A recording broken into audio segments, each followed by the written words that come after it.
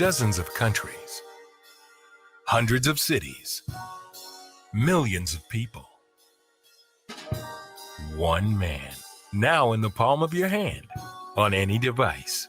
For over 60 years, the Honorable Minister Louis Farrakhan has dedicated his life to spreading the message of freedom, justice, and equality to people all over the world. Log in to NFA Studios and get unlimited access to a vast library of his life's work, plus never-released lectures, interviews, and exclusive content. With new releases every week, NFA Studios is your one-stop destination for spiritual and mental upliftment.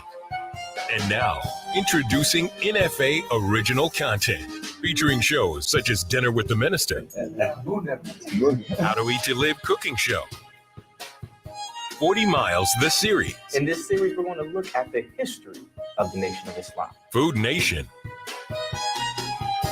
and much more. The wait is over. Welcome to the evolution. Welcome to NFA Studios.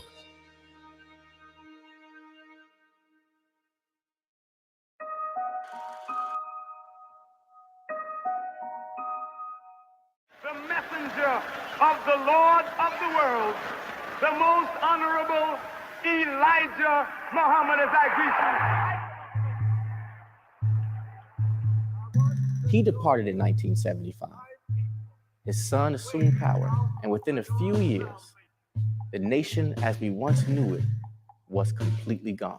I watched it step by step, how Allah allowed things to unfold. This episode, we're going to take a look at what it took for the minister to rebuild the nation.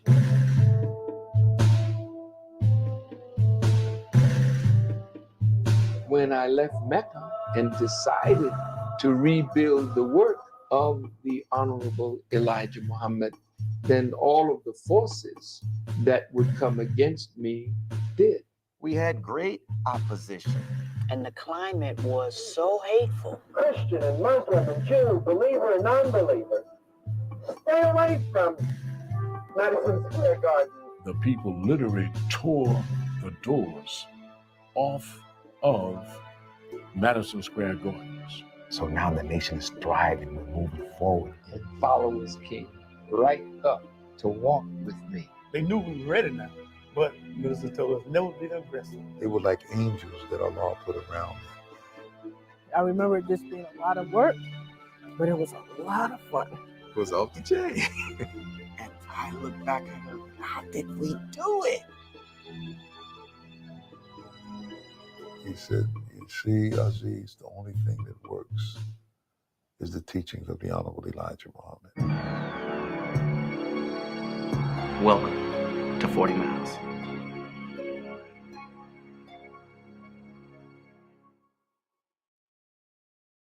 Welcome to Food Nation. We're going to be traveling cities across the country, tasting the best of foods nationwide.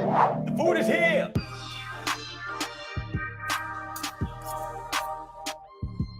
She put flowers in the chicken, son.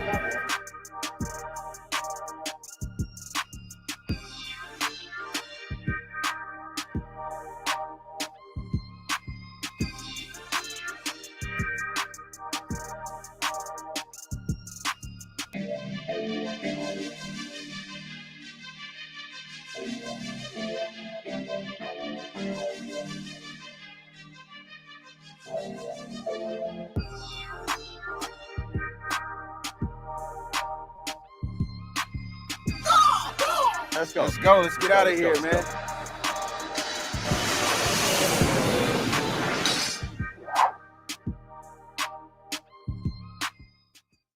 Greetings, I'm Sister Hania, and this is How to Eat to Live. Our believe is done. Our whipped, mashed cauliflower. I'm telling you, this eggplant right here is a winner.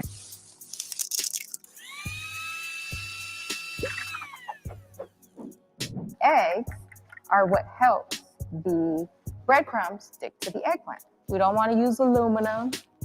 You can use cast iron or stainless steel, but never aluminum. Aluminum is a reactive metal. You scratch the bottom of the pan, then that aluminum comes up and gets in your food. and that's poison. An eggplant, like I said, it's very high in fiber. It has magnesium, niacin. It was one of the good vegetables for us to eat.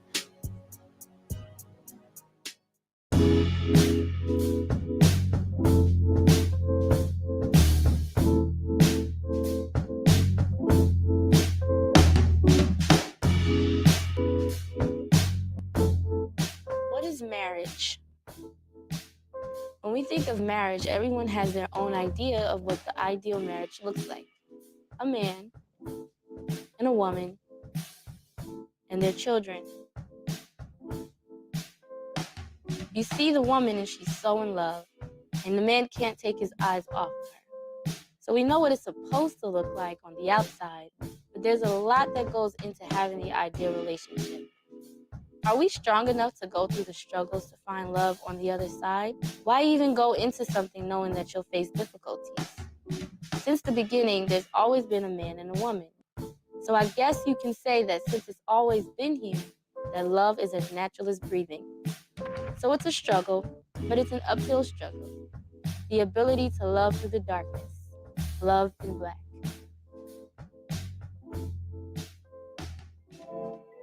Getting married, according to what we have learned from the teachings of the Honorable Elijah Muhammad, as well as the scriptures of Bible and Holy Quran, marriage, Prophet Muhammad said, is one half of faith.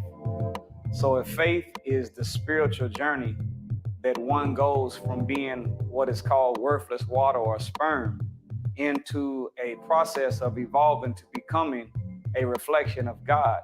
If marriage is half of faith, then marriage is half of that journey to become one with God, bearing witness to the Bible and that statement of Prophet Muhammad. The male and the female were created two twin halves of a single essence. Well, if man and woman was created in pairs, what would you call a person that only had one eye or one leg? They are called handicapped. So when a man is without a woman, he's handicapped. And when a woman is without a good man, she's handicapped. So getting married makes you a complete you. Okay, so where we were? How we met? We met in middle school. First time that I seen Aisha was at Savior's Day. We met at the gym.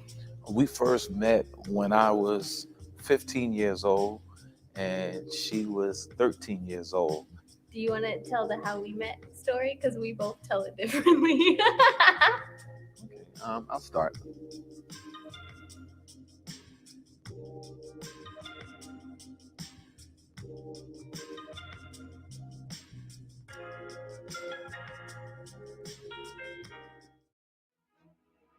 Through NFA, our own platform, the people will be able to meet the minister, see the minister, experience the minister. The teaching is there and it will resist now because it's the truth. It can't be bent. This is the platform. So may Allah bless NFA. May Allah bless all those who would work on behalf of the vision and let the vision continue to expand. Never fall again. Never fall again. America was not built on a firm foundation. The nation called America was doomed from its inception. How do you build a nation? Killing the native people. How do you build a nation? Bringing a whole people out of Africa to America to be made slaves. This is your foundation.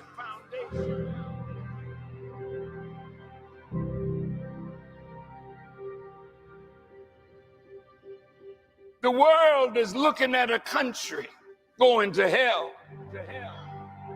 you are opting to be a part of that is unraveling right in front of your eyes. You see the country cascading downward. This is America. Why do you want to get into something that is coming to an end?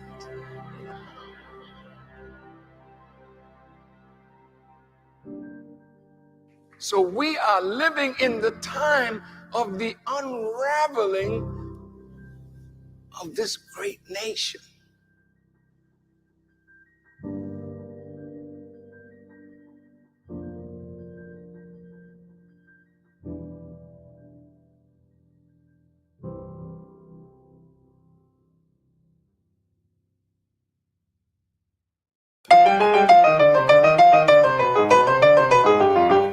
Welcome to the Foodie Spot. My name is Sister Carmela Muhammad, and we are a proud sponsor of Doing the Math with Dr. Wesley. I come to you in preparation for possible hard times. We've been told to store food in our home by the Honorable Minister Farrakhan, so you can also come to the Foodie Spot and get your navy bean soup, vegetable medley soup, and lentil bean soup, pressure cooked canned. In addition to that, I have dried navy beans. We also have frozen dinners prepared that you can actually store it in your freezer for those times. Pull them out, warm them up, cook them. We also have our natural antibiotic, which consists of fresh ginger root, turmeric root, garlic, and horseradish. We are also shipping our natural antibiotics in addition to our navy beans, red lentil, vegetable medley, and bean pies. For shipping, call 773-420-3948. Again, for shipping, call 773-420-3948. Thank you and enjoy the show.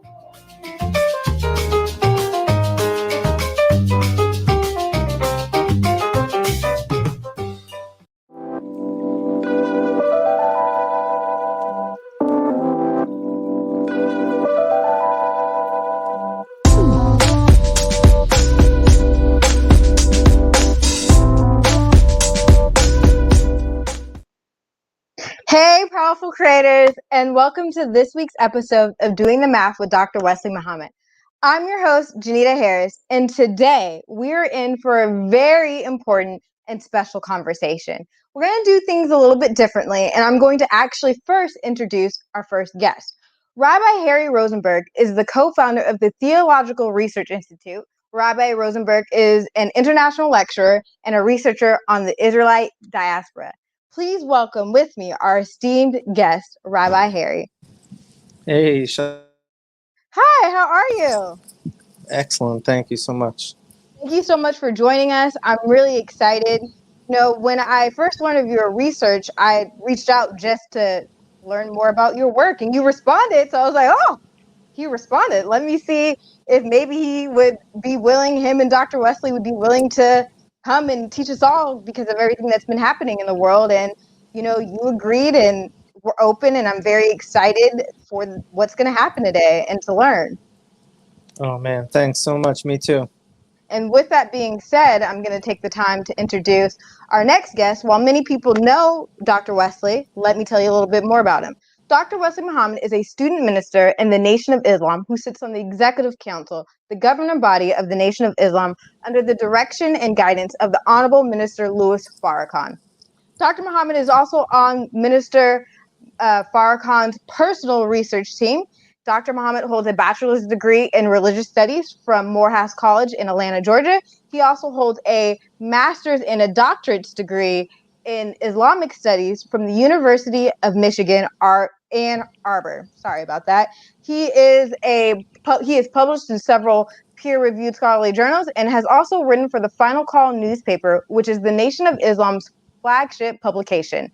Dr. Muhammad is the author of several books, including Understanding the Assault of the Black Man, Volumes 1 and 2, and The Book of God, an encyclopedia of proof that the Black man is God. welcome with me our other esteemed guest, Dr. Wesley Muhammad. How are you, Sister Janita? I'm excited. I am pumped. This is And going to be great. Rabbi Harry as well. How are you, sir? Excellent. Thanks so much for making time for me. We're on. Did you both know real quick that today, actually, this week is Black Jewish Unity? I did not know that.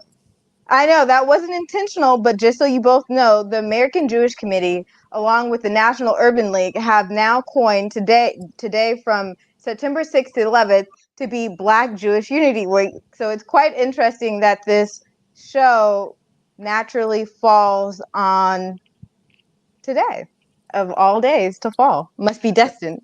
That's beautiful. Yeah, I think so. I was not until recently aware that we had such a thing as Black Jewish Unity Week.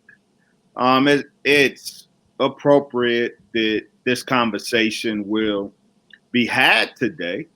I'm honored that Rabbi Harry would join us. I'm thankful to you, Sister Janita, for being inspired to reach out to Rabbi Harry. I'm honored that Rabbi Harry would agree to have this conversation and have it today, being that it is. We are in the midst of Black Jewish Unity Week. I think we want to explore what that means, Rabbi Harry, Black Jewish Unity, and what such a week what's its worth, what's its value, if there's any value other than window dressing, or even camouflaging. Maybe the true nature of the Black Jewish relationship. So we're honored. I'm honored that I can participate in such a timely conversation as this. Right. And we have a lot to discuss today. We actually have quite a few topics. We will be discussing God, the Messiah, anti-Semitism, and anti-Blackness, and much more. What I'm curious, though, and maybe Dr. Wesley, you could help start this off, though, is when we are talking about God, are we talking about two separate gods, one of the Islamic faith and one of the Jewish faith, perhaps? First, let me start most appropriately in the name of God, in the name of Allah, who came in a personal master, Fard Muhammad, to whom all holy praises are forever due. I bear witness that there is no God but Allah. And I bear witness that the God of all of the scriptures is the same God. I bear witness that the honorable, most honorable Elijah Muhammad is his living and exalted Christ. Further bear witness that the honorable, the Minister Louis Farrakhan, is their divine reminder and indeed the Messiah that the world has been awaiting for 2,000 years. In their names I greet you, Rabbi Harry, Shalom Alaikum. I greet the audience. Assalamu alaikum. The question of your question, I would answer in the affirmative or negative if the question was, are they separate gods? The God of the Bible and the God of the Quran would be the same, but I do offer, if I may, this caveat. I heard you in one setting, Rabbi Harry, I forget which one. You mentioned defending your intentions to defend the God of Israel. And that's a very noble and indeed appropriate endeavor. I do admit that when I heard you say that, when I heard the God of Israel, my mind went to Psalm 62, where it said, one thing did God say, two things did I hear. And my mind went to the rabbinic discourse on that passage, in which the rabbis elaborated that suggests that in scripture, everything that's written is multivalent, has various meanings, even conflicting meanings in the same passage. But when I heard one thing that God say, two things that I hear, when I heard you speak of the God of Israel in the singular, my mind went to two gods. My mind as the God of Israel. My mind went to, obviously, Yahoo or Jehovah or Yahweh, the God who led Israel or the children of Israel out from Egypt and liberated them from their 400-year oppression. But that, we understand, was prophecy at the time the Bible was written. That had not happened yet. So in as much as the enslavement was prophetic, the God of Israel that led the children of Israel out of Egypt was prophetic. My mind also went to an historic God found in the Bible as the God of Israel, the God of the ancient Jewish people, not Yahoo or Yahweh, but he's found in the Bible as Yaku. And so one thing that God's saying, two things that I hear. When you mention the God of Israel and your defense of the God of Israel, I thought of those two gods, and I was wondering which God of Israel were you interested in defending? I would be happy to hear your thoughts on the question. Okay, sure. Thanks so much. Firstly, it seems like you're telling me that you're like redefining kind of what I'm saying to say that really there are two gods. So I must be talking about one of the two ones. So let me just try to get very clear. What is this other God you're talking about? You were mentioning Yakub as another God that I may potentially be talking about. I'm trying to understand about the second God you're suggesting is in the text right now. That's where I'm at. Oh, I absolutely am stating, because it's a matter of record, that the God of ancient Jews, as well as I'm sure you are no doubt aware as a rabbi, God of certain rabbinic traditions, acknowledges the God of ancient Jews as Yaku. Now, of course, we know that the early proto-Jews, if you will, you and I both know Israel and Jews are ethnically different. They're different groups. We know that the proto-Judeans, the people who would go on to establish Judea and go on to establish Jew, that when they emerged probably from the north of the Levant, when we first encountered them and when they first encountered the people of Canaan or Israel, they came in worshiping a God, and that God wasn't Yahoo, Yahweh. That God was not even Elohim. That God was Yakub El, as well as Abir Yakub.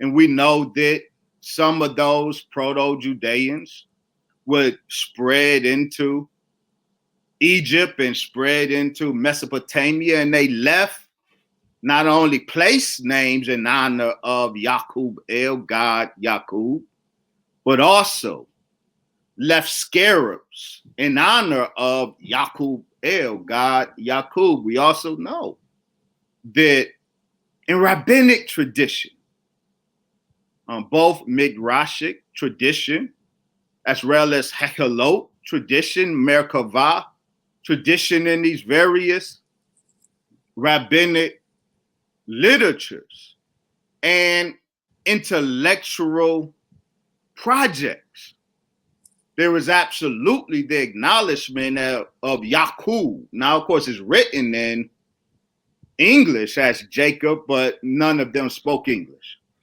In modern Hebrew, it is Yaakov, but they didn't speak modern Israeli Hebrew as well. The biblical name, the Semitic name, the proper pronunciation is Yaqub. And so it is a fact that Yaqub was not just a patriarch in terms of rabbinic tradition, but literally identified as the God of Israel. And so from the first appearance of Proto-Judeans in the 18th century BCE to the late antique rabbinic period, there is the acknowledgement of Yaqub, God Yaqub. And that's important. I wanted to. Okay, I mean, listen, there's a lot to unfold with what you just said, but I think we have two totally different viewpoints of what the Jewish people or the Torah is actually about. It seems to me you're talking about a third religion that I'm not familiar with. I've read, the Torah from start to end multiple times, and we don't, obviously we translate it not even into English, we translate it into Aramaic just to really get an understanding of the text. I've read very thoroughly the text that you referenced, but I don't think there's one place that would hint or even suggest that Yaakov, which is the son of Isaac, the son of Abraham, has anything to do with being a god. All throughout the Bible is just filled with saying there's one God, only one God. It's all over the thing. So I'm just like, I've never heard this in my life, that there is Jewish text of my own religion that would suggest that Yaakov is a god. Maybe you're speaking about outside of the text of the Bible, but that would be something I'm not familiar with. I've never heard before. Okay. I would like to go. Like, I would want to know where your source for that information is. Like, even one example from a Jewish perspective. Right. That's great. We have that. If I would like to bring those up. If you don't mind, I would like to, before getting to that, I wanted to pick your brain, Rabbi Henry, and talking about God and talking about the God of Israel. I would like to engage you on a subject I'm calling theological racial justice. Given that this is Black Jewish Unity Week, and there's a lot of discussion of the Black Jewish relationship, the alliance, the holy alliance between Blacks and Jews. That's a popular trope. More Jews speak of that than Black people, the holy alliance. I wanted to get your thoughts on this concept that I'm calling theological racial justice. What's theological racial justice? If you would indulge me for just a few minutes, I want to, and then Rob, to answer your question about what sources am I getting this information of the God of Israel from? The God of rabbinic tradition. You said you are familiar with the literatures I cited. I would like to cite some sources en route to engaging you in this question of theological racial justice. Okay. And in doing so, I want to pull up. I want to do so in two ways. I would like to engage you, Rabbi, with a particular streams of Jewish wisdom, which I happen to be a student of and a great fan of. All right, let me see. I'm trying to share.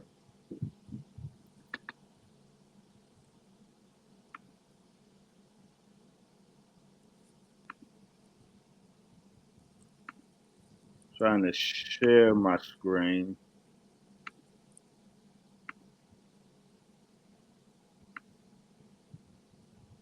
We'll start there.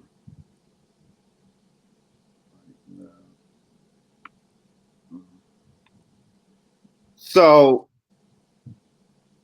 Rabbi Harry, I'll start like this if I may.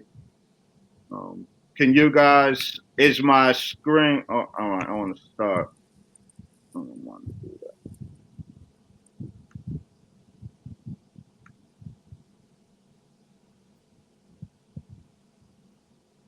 So, as I was matriculating, there's 2 points, Rabbi Harry.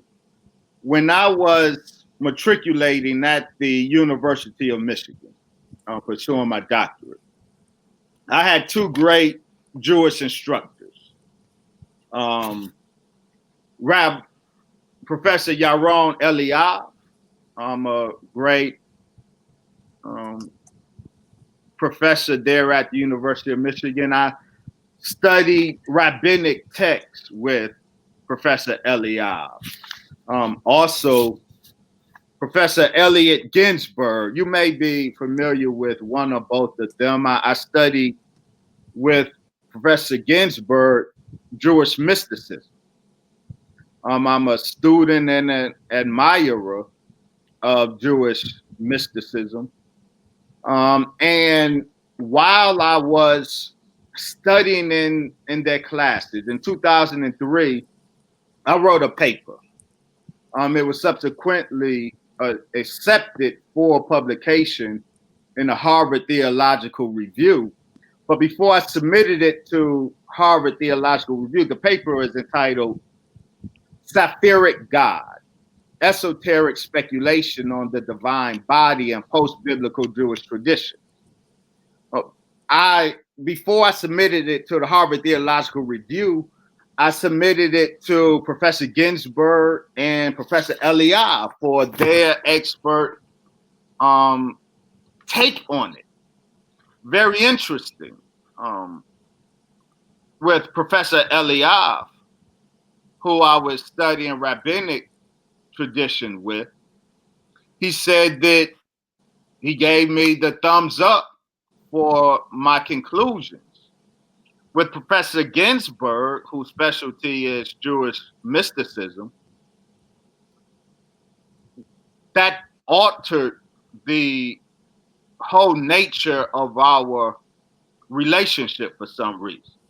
Now, in the paper, I demonstrate, Rabbi Harry, that in agreement with the ancient Near East and Far Eastern tradition of the blue god, the ancient Near East and Far East had this motif, this theology, in which God was a God of light, right? But he wrapped his divine light in black material, and the light shined through the pores of his black body, producing a blue iridescence. And this is the context of the blue gods of antiquity. The blueness was a symbol of the light passing through the black body, and I traced the same motif in Jewish tradition. For example, the blue mail or the blue robe of the Jewish high priest. It was like a purple. Right, take a look. So there's great discussion on the hue of the blue or purple of the tekel. Right. Okay.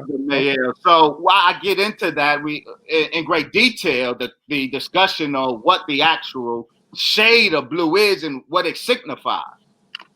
And so we were able to show Rabbi Harry that this tradition, this blue God tradition that presupposes a black God, the blue God presupposes the black God. All right, that this tradition is very Jewish. Not only is it ancient Near Eastern, but it's very Jewish. You find it in Kabbalah, right? The whole Professor Moshe Idel and Professor Elliot Wolfson, for example, talks about the motif of the Torah as black fire on white fire, right? And the anthropomorphizing of the Torah as representing God's anthropomorphic body, or Adam Kadmon. Adam Kadmon is white fire that shines through black fire. And you have the motif, the rabbinic motif, and other Jewish motifs of the sacred architecture of Israel is reflective and symbolic of the human body. So the tabernacle and the temple of Jerusalem symbolically represented the human body, but in rabbinic tradition in particular, the black goat skins of the tabernacle, rabbinic tradition identified as the black skin of Adam. And so this whole motif. Wait, will you just say that the rabbinic tradition said that? Oh, yes, sir. Yes, sir. Yes, sir. Because I haven't seen a rabbinic tradition say that the black skin of the goat represents the black skin of Adam. I'd be interested to see that rabbinic source. We can quote the Midrash. It's in, I think it's, for example, Genesis Rabbi, and others where the analogy, and we can read it, where if you got the chapter and the verse, we could definitely pull it up. Where the analogy, step by step analogy between the body of Adam and each. Okay, I think there's definitely a comparison between the temple and the body, but I wasn't. Figure of the tabernacle, yes, and the skin was specifically, so we're on the same page. In those traditions, the skin of Adam was identified with the goat skin of the tabernacle. The reason I'm saying this, right? So you have, I'm sure you're familiar with Professor Moshe Idel and his discussion of black fire and the Kabbalistic tradition of black fire and how it becomes blue fire and how it becomes red fire. And all of this anchored in a key aspect of Jewish esoterica, which as Rabbi, when I wrote that article in 2003, I was happy to see in 2010 it inspired Rabbi Tahira to examine the exact same sources that I examined, documenting, in his words, the blue God of Judaism. I described it as the sapphiric God of Judaism. My point is this to you in terms of theological racial justice.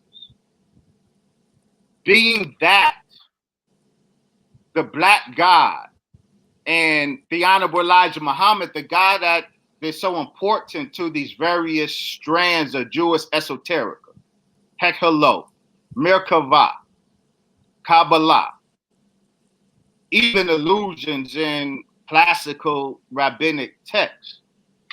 The black God with this blue iridescence aligns perfectly with what the Most Honorable Elijah Muhammad taught.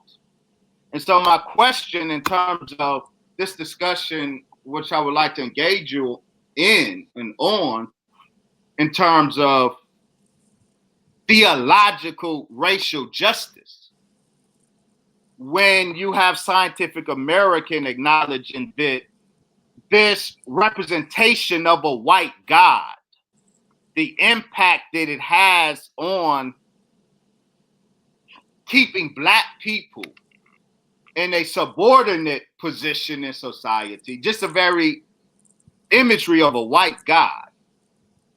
And you have Bernard Lane's book, The Hebrew God, with this white man represented as the Hebrew God. Do you believe that wise Jews have any obligation in terms of theological racial justice, correcting this error, right? And if so, what would theological racial justice look like? When you have, and I close on this, and I would invite you to comment, being that on the one hand, so important to so many strands of Jewish esoterica is this concept of God with a Black body. And then on the other hand, you have the Talmudic origin of the malicious and fraudulent curse of Ham narrative, right? The Black people are Black because God put a curse on them. Well, the Babylonian Talmud originated that, and from that malicious fabrication, slavery and so many abuses of Black people from Jews, Christians, and Muslims. On the basis of that fraudulent curse of Ham story, Black people are Black because they're cursed. While at the same time, there's this Jewish esoteric tradition of divine Black skin. Do you believe Jews have any duty in terms of theological racial justice to correct the curse of Ham fabrication and its consequences, and by, for example, supporting the Honorable Elijah Muhammad when he articulated explicitly what so many wise Jews know quietly? Mm-hmm.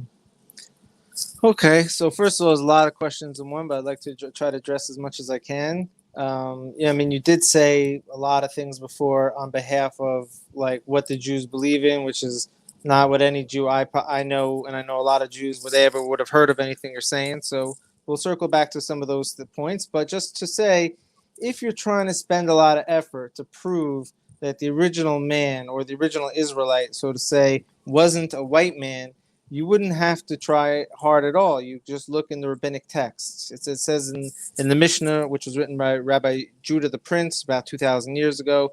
He was an exilarch, one of the representatives from the house of David in the exile. In Mishnah Hagiga, second chapter, first teaching, he writes that the children of Israel were not white. And it says, and they were not Black. It says they were boxwood. That's what the Mishnah says. That's what the teaching says. So when someone tries to bring out all these points in the world to prove to me that the original Israelites weren't white, I say you're wasting your time. This is something we already believe. So there's nothing to that. But secondly, like now that you're talking about this white God, Black God thing, I totally think, first of all, it makes no sense in the first place to portray God as a color, let alone going into a African-American church and seeing a white man on the wall. Also, that's just like seems like a strange thing to me to experience in life. But if the Jews had anything to say in this, we're absolutely not even allowed to portray the image of God. So whoever's putting images of God up there, first and foremost, is violating basic tenets of the Bible and the Torah. So the issue is not that is there a white God on the wall or black God on the wall. The issue is that we're putting gods on walls right now, images of gods on walls, and that's just not allowed from our perspective. So that's just I think an easy answer to what you're saying is if the Jewish people had like a petition or we wanted to march in the streets for choosing a white God or a black God, you know, we would say, guys, there's no gods on pictures on walls. I'm sorry, we haven't been doing that for thousands of years, and anyone who does do that is basically straying from the path. Mm-hmm. if someone was just to join this conversation, I want to acknowledge that this would not necessarily be an introduction college level course. It would probably be an upper level college level course. And because of that, I want to make sure that we make it accessible for individuals that might not know what exactly y'all are talking about. So from my understanding, and please correct me if I'm wrong, we are discussing the image of God being transitioned from that of original Black God, which Rabbi Harry has said that the text does not suggest that he is Black or white, but would be, what was the word you said? Mudox? Moxwood? Oh, well, so let me say it again, because I wasn't even talking about the color of God, because we don't talk about what God is. The only things we could say about God really is what he isn't. God is not something finite that we could start defining with colors and attributes. Yeah, there are Kabbalistic texts that refer to us as like, we're created in the image of God. So if we're created in the image of God and we have a hand, so it must be God has a hand. No, it's the opposite. God has something we call a hand. Well, our hand is just an allegory of the functionality of God's esoteric being. So we don't put any physical attributes onto God. What I was saying was that we teach about the color of the children of Israel, not about the color of God. We don't draw that parallel. Yeah, we're created in the image of God, but we don't say like God's a human who's like, okay, let's say I have long fingernails. Oh, so God has long fingernails? No, it doesn't work that way. But we did teach that the children of Israel were not white originally. That was a teaching by Rabbi Judah the Prince in the Mishnah 2,000 years ago. And he uses the word boxwood, which I would say, I'm not a pro on colors, but some in-between color, the color of a tree, a darker color, maybe a Yemenite color, if I'd speculate. But at the end of the day, if you also read the Torah is an open sourced book and not a racially closed off book. So very quickly, people from different nations were allowed to graft themselves in, including the great grandmother of King David, Ruth, who was a Moabite, who had sodomite blood in her and grafted herself in. So if you got to give me a whole discourse on the color of the people, the sodomites, and how do you know there wasn't one white guy, and the genetics. So the genetics really does nothing to do with the makeup of the people of Israel, although we will be very clear to say the original ones weren't white. But it could have taken, I don't know, maybe 100 to 500, maybe 700 years for white guys to start showing up within the nation through marriage and conversion or whatnot. Dr. Wesley? Yes, I appreciate that, Rabbi Harry. I want to be real clear.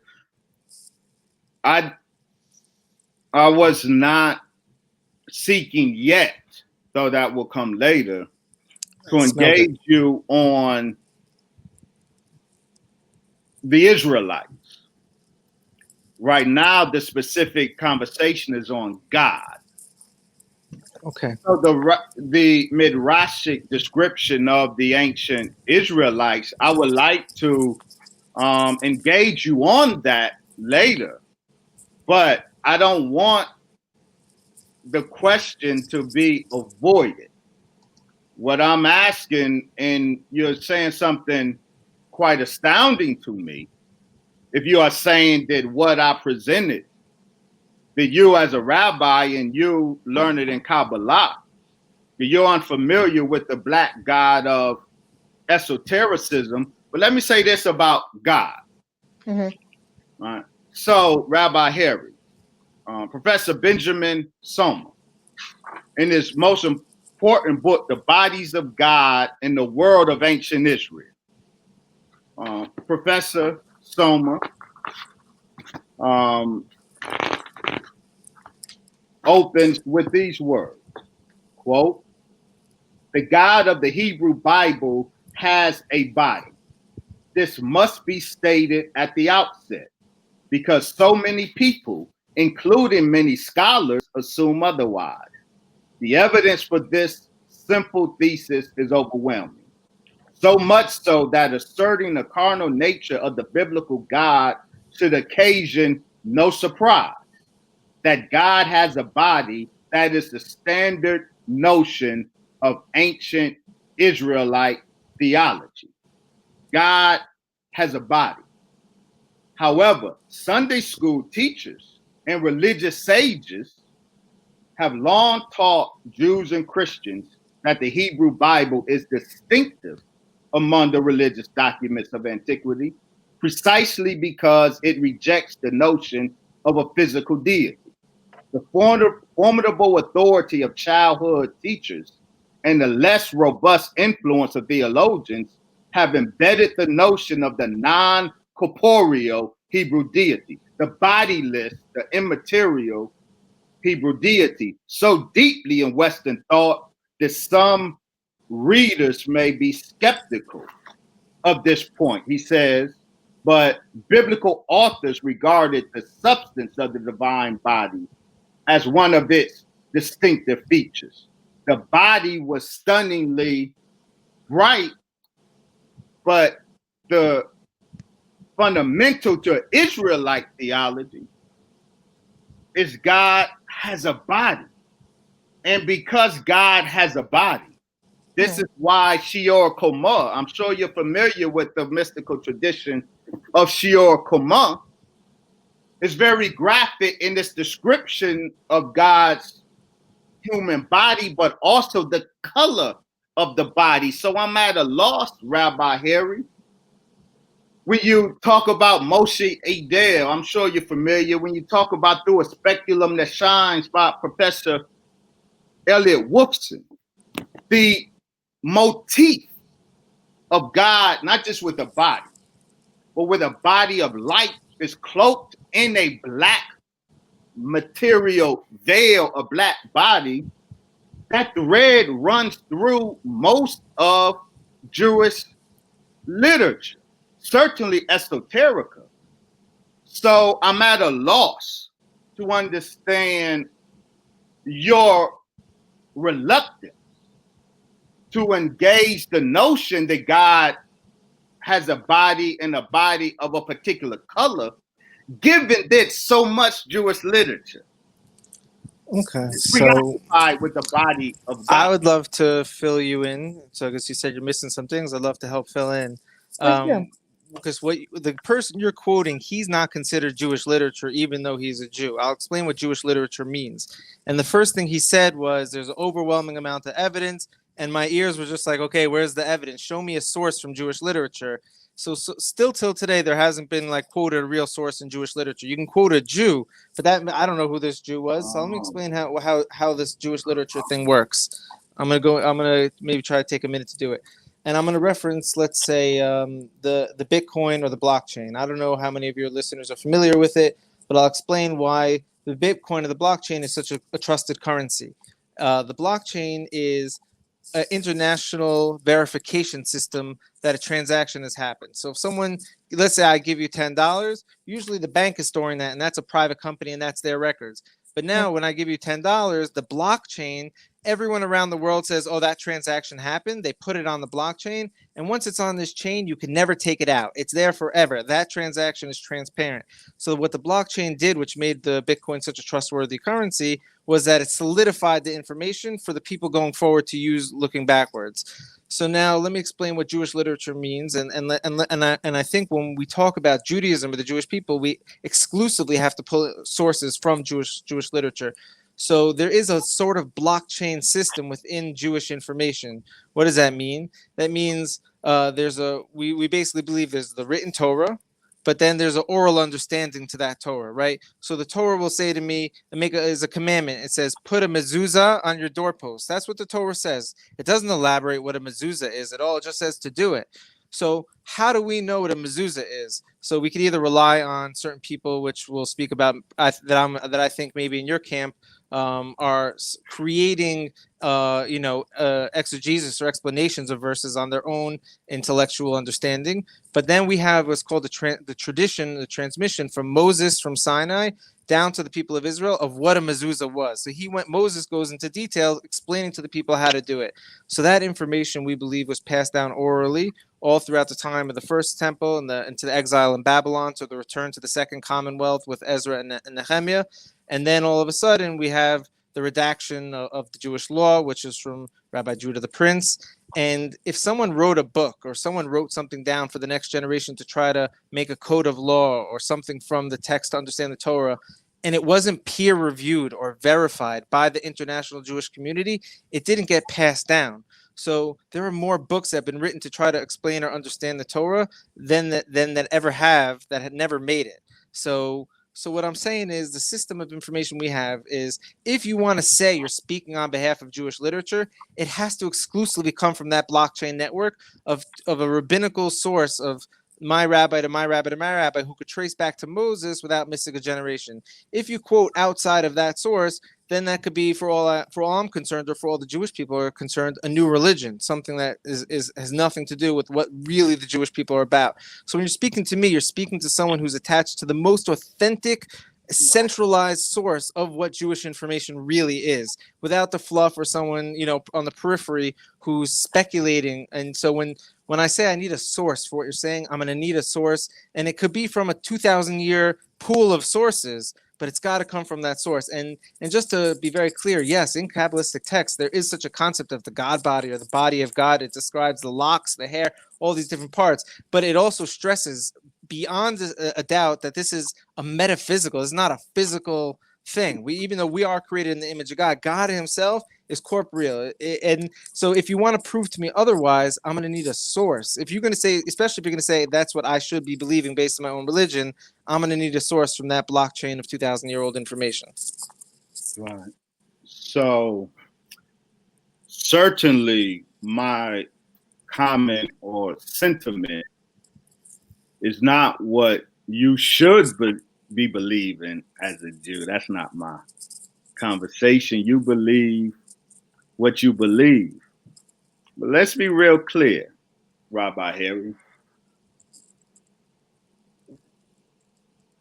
I'm sure you're familiar with Professor Jacob Neusner, who teaches us about the appropriateness of using the language, not Judaism, but Judaism's plural.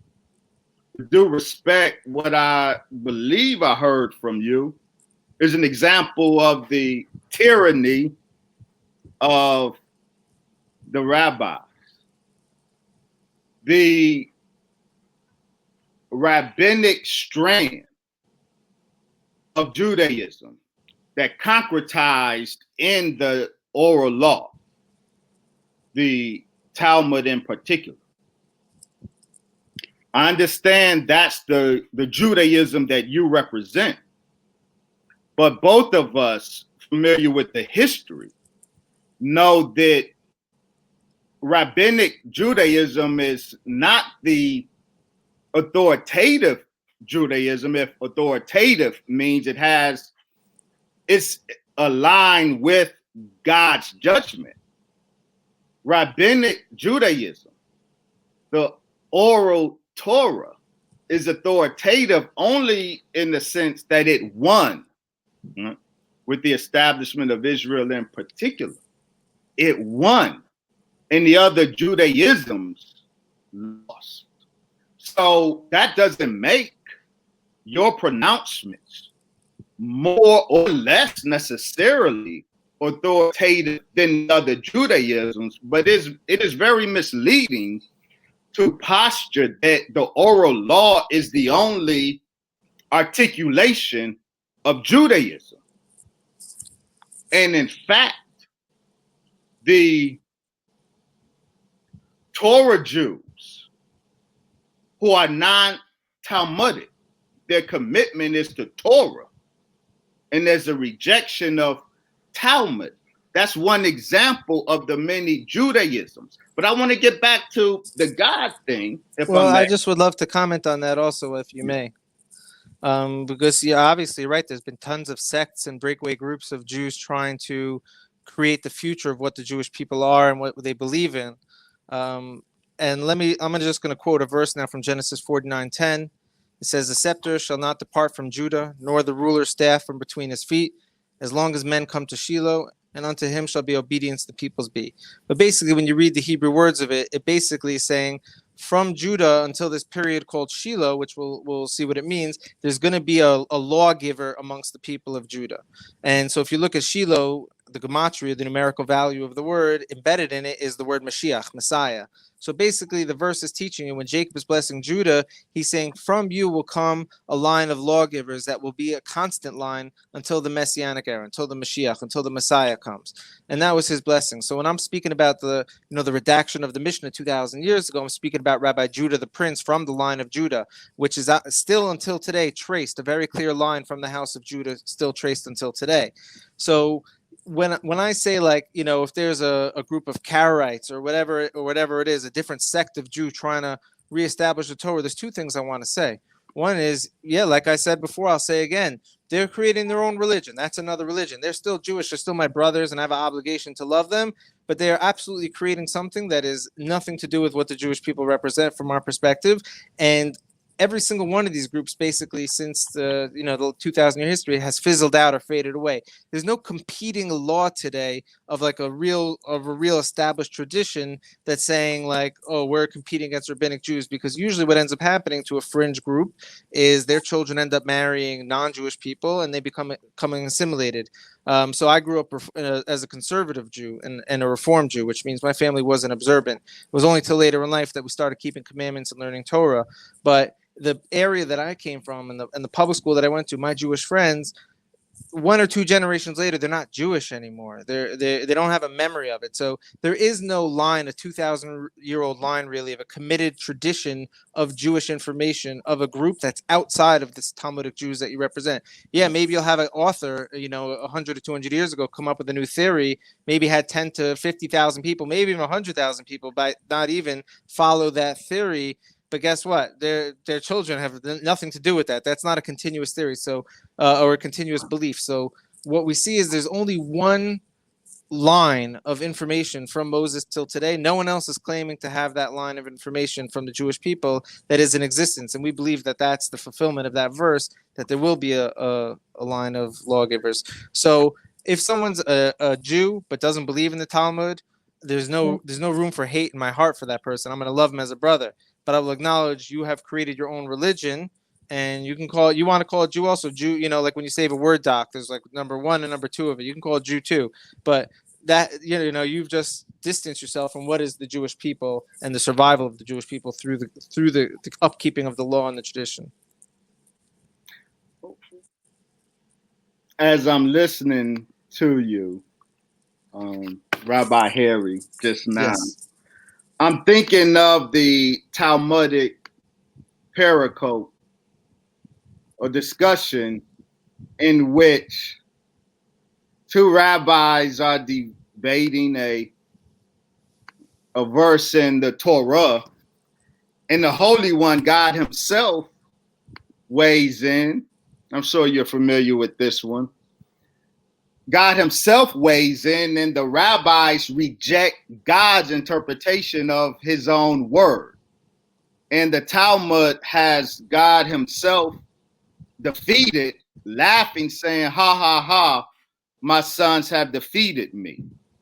So it's not just sects, what you call sects, that are delegitimized by Talmudic Jews, but God himself is delegitimized by Talmudic Jews. Now, I want to argue. I'd love to comment on that also.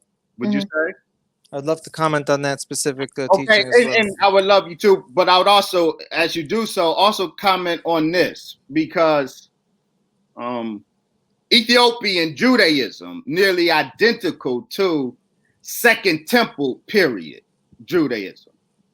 So it's not, so what we now know is that the Judaism represented by the Ethiopian, maybe what you will call sect of Judaism, that is in no ways Talmudic.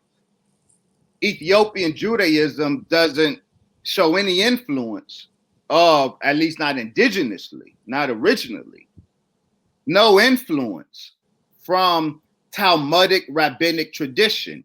Yet it's been demonstrated that their Ethiopian Judaism is nearly identical to Second Temple Judaism, ancient Judaism.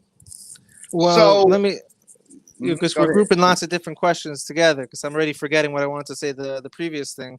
But with the Ethiopians, I mean, Second Temple Judaism was about taking animals and sacrificing them to the Most High to atone for people's sins.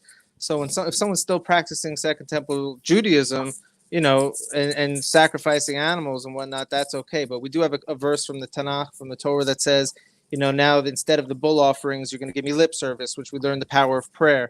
And, for example, as a Jew, I'm praying 3 times a day, which is rabbinic, so to say.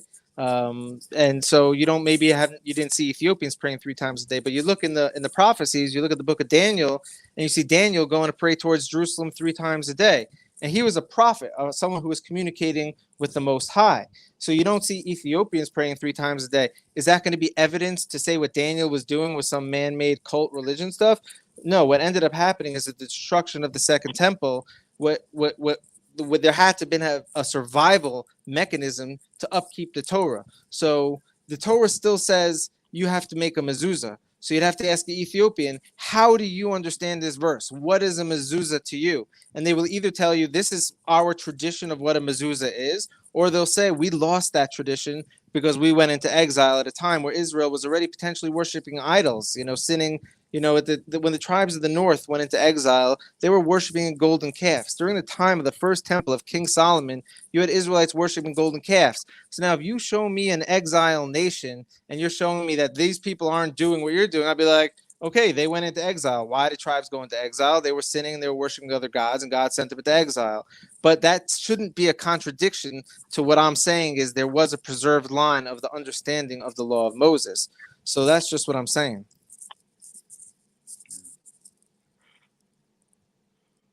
The development of, well, you didn't answer. You said you wanted to comment on the rabbinic tradition that delegitimizes God's own. Okay, so I'd love to explain that also. So the way rabbinic Judaism works, because there's many verses like that the God says, the heavens are for me and the land I gave to you.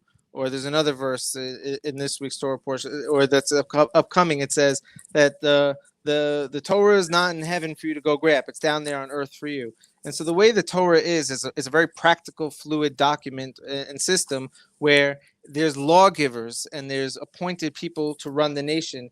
And like quantum physics, the eye of the beholder, the spectators, are able to manifest the decision. So when 2 people are arguing, the rabbis are arguing, you have to say, like, what are they even arguing about? These rabbis may be arguing, how many inches is your sukkah allowed to be? Is your booth that you go on the holiday, is it 10 inches or is it 12 inches? So one rabbi is going to say, hey, this is 10 inches. The other rabbi is going to say, hey, no, it's 12 inches. So maybe I'm just giving an example. So maybe God's going to come in and say, no, it's 13 inches. But let's say the guy with 12 inches won the argument. Like, think what you're discussing. They're not battling God on fundamental principles of theology. They're battling God on how the Jewish people live a practical day-to-day life. The Talmud is filled with monetary laws, business laws, women's rights, how to function, how to perform the commandments. But in every generation, there's going to be something new, an obstacle that's going to come up. And what was once relevant, or, for example, I'll give you a great example. There was a law in the Talmud that says you're not allowed to drink from water that was left out open overnight. That's the law. No matter what, that's the law. If it was open overnight, you can't drink it in the morning. So then the commentators have to come the next generation and say, wait a minute, why was this the law? Oh, we have a story from X and YZ rabbi because that there used to be snakes and they would drink from the water and their venom may get in the water. So we don't drink from the barrels because there's snake venom in it. That's the law. So then they ask the question 1,000 years later and says, wait a minute, we don't have snakes by us, or there's no snakes here. So the reason for that law may not even apply anymore. So then you have sages, and not one sage, you have sages who unanimously will see how to answer questions of how the law is applied. And this is all about what a lawyer is in America, constitutional laws. How is the law applied? So God gave the laws, but he gave it onto man to how to apply them. And that's why when you see with Moses and Jethro comes to visit him, and Jethro is like, Moses, you're overburdened with the people. Let's make a system of the thousands, the hundreds, and the tens to help decide what to do with the people. Now, these weren't people communicating with God. These were people who were lawgivers, telling the people of Israel how to function. So God, we believe, gave that power to man. And he doesn't sit there and dictate how how many inches my mezuzah have to be, if at a time where if it's too big, it may be dangerous or whatever it is. The reason he gave the power of logic and man to decide for themselves. And again, this is blockchain system. So the rabbis work as an international team for 2,000 years. If one rabbi said something and the whole team was like, whoa, rabbi, we don't vibe, that rabbi's information didn't survive to the next generation. We wouldn't even know his name. He became an irrelevant person in human history. But we not to take credit away, he may have been a great guy, not to take credit. I'm saying as far as contribution to Jewish law. But so the way Jewish law works is that I'm going to refer to again that blockchain system. Mm-hmm. So as we close this part out, I want to say this quote, the sages can overrule not only Rabbi Elazar, but even God himself, end quote.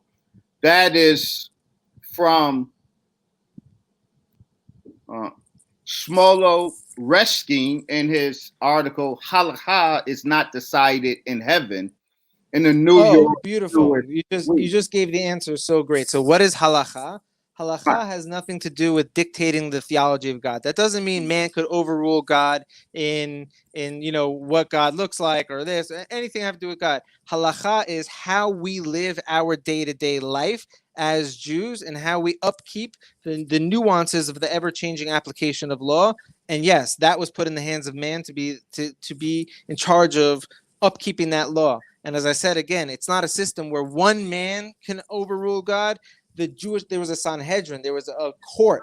The Jewish people as a whole have to decide that this is the halakha. And when I say halakha, it really means holech, like go. So this is how we roll. This is how we go. And that has to be decided by the people, and that power was given to us. So if God gave us that, can't tell you how to live life.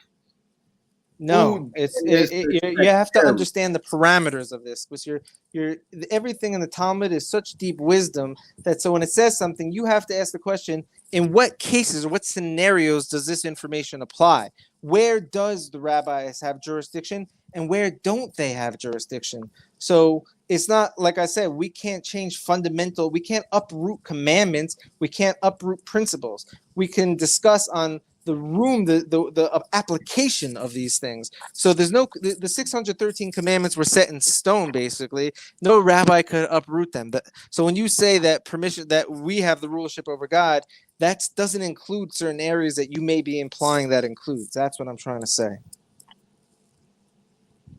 So we want to talk about Messiah. Let's do it. But you wanted a text, because I want to get from you your ideas of theological racial justice. Now, Shir Komar, I did not author Shir Komar. Shir Komar, which is transmitted in the whisper, is fundamental Jewish esotericism, which I would be very surprised, Rabbi Harry, if you are unfamiliar with Shir Komar tradition. It's the tradition, the secret tradition transmitted from rabbi to rabbi, from student to student, in the whisper. And the focus is not just the physical anthropomorphic body of God, but it says specifically his body is like Tarshish. It's a blue body. And so this is allegory. Well, according to you, but the scholars that we have cited do not in any way. Now, that's the later apology. So you're saying that God is some rock, or God's skin is rock? Like if that's so how do we apply it? That's what I'm trying to get to. And very easy. His body is like Tarshish. Tarshish is a blue stone, the sea blue stone. Well, there's a lot of other properties about Tarshish. How do we know that it's referring to, Right. Because the Hekalo, the Merkava, the P's intertextuality, P, the author of the priestly stratum of the Torah, his intertextuality is in particular when he's describing the priestly garments of the high priest. And all of that in the context of the exact same motif of the ancient Near East that ancient Israel and late antique Judaism drew from, we have a real clear picture of what his body is like Tarshish mean. That's the point that I was making with the paper that Harvard Theological Review accepted, and that Professor Eliav acknowledged the correctness of. His body is like Tarshish describes the God of Israel's blue-black body. And there is a full stream of Jewish tradition that helps us to understand that blue-black body. Through a speculum that shines, the black body is described as the speculum that doesn't shine. The spirit, the light body of God shines through the black body being the speculum that does not shine, producing this blue iridescence, which is the blue robe of the high priest. That is what is behind his body is like Tarshish. Now, there is so much. This is not an isolated strand, a sectarian strand of Jewish thought. It is found across so many Jewish literatures. So I wanted to get in the context of theological racial justice.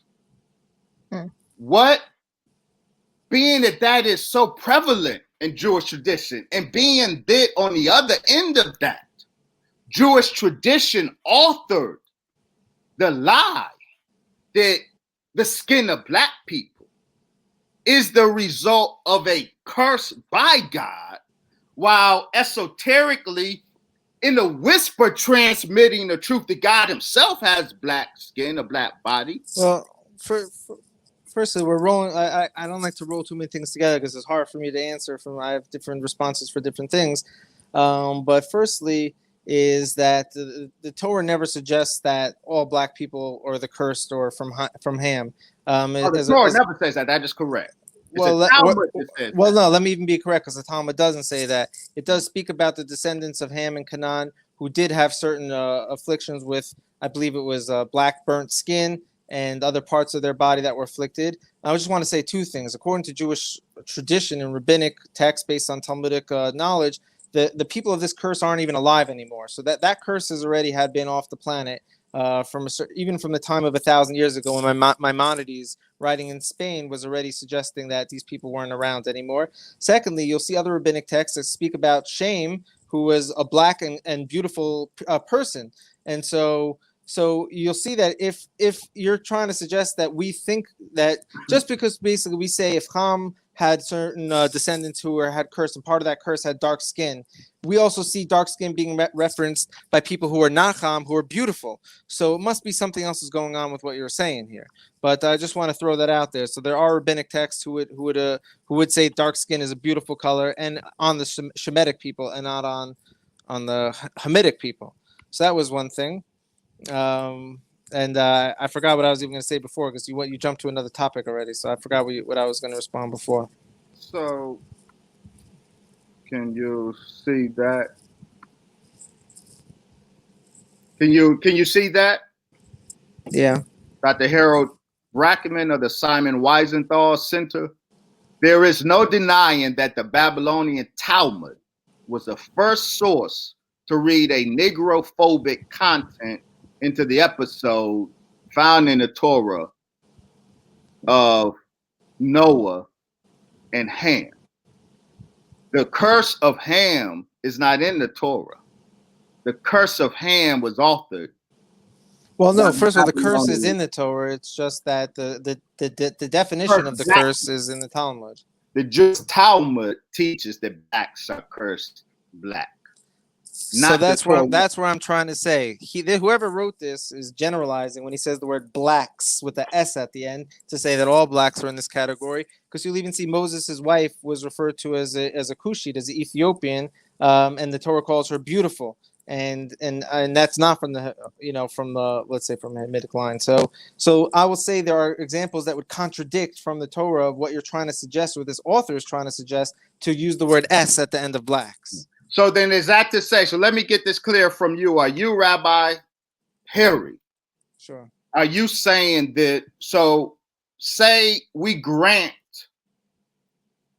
your claim just now that all blacks, that the Talmud isn't ascribing to all blacks? Yes, of course, that's what I'm saying. But are you, the Talmud describe some of these black populations as being black because they are cursed, and that particular Talmudic periscope was used by Jews to justify enslaving black people of West Africa, bring them over here in America. So we then would be that limited population that was cursed black according to the Talmud. Are you prepared to reject the Talmud? And in terms of theological racial justice, are you prepared to condemn the Talmud for its racial injustice in this regard? No, that's like saying guns kill. Guns don't kill, humans kill, you know?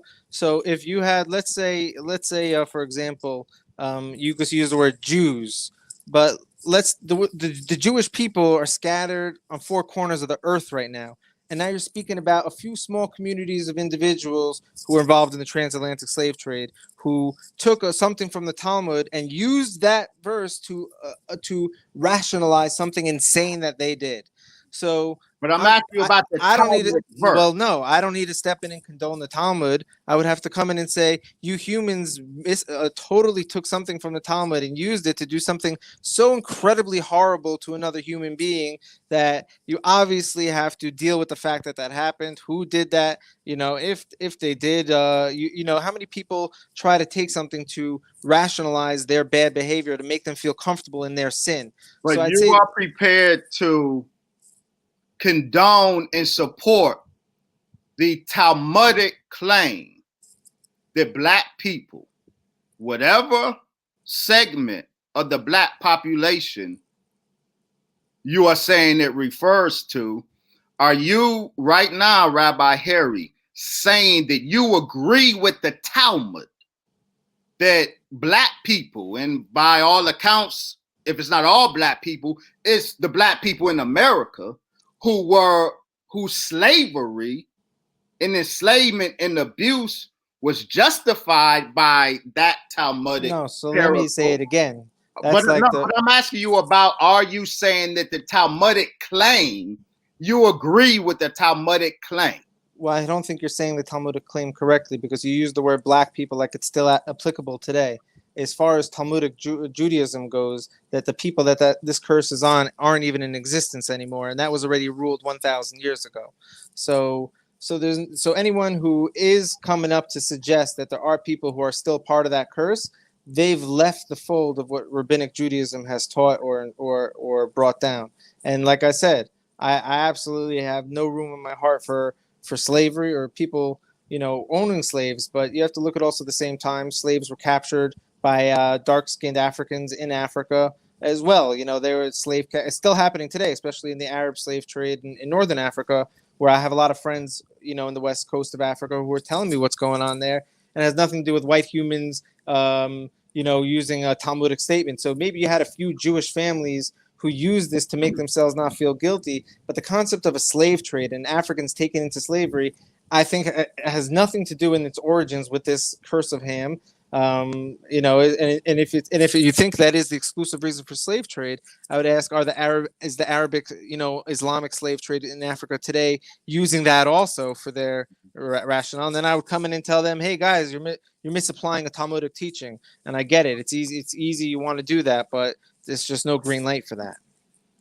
If I may, Rabbi, how does your Jewish scholars identify or determine who is Black? Earlier, you had mentioned that in the teachings, the Israelites weren't white or Black, and I recognize that Dr. Wesley and I are different complexions. I'm clearly darker than him, so Oh, such a great would you question. I'll consider that? tell you in what context this conversation was having. This conversation was being had about leprosy, or people in the Bible. Basically, there was such a thing called leprosy, where people would have afflictions that would break out on their skin.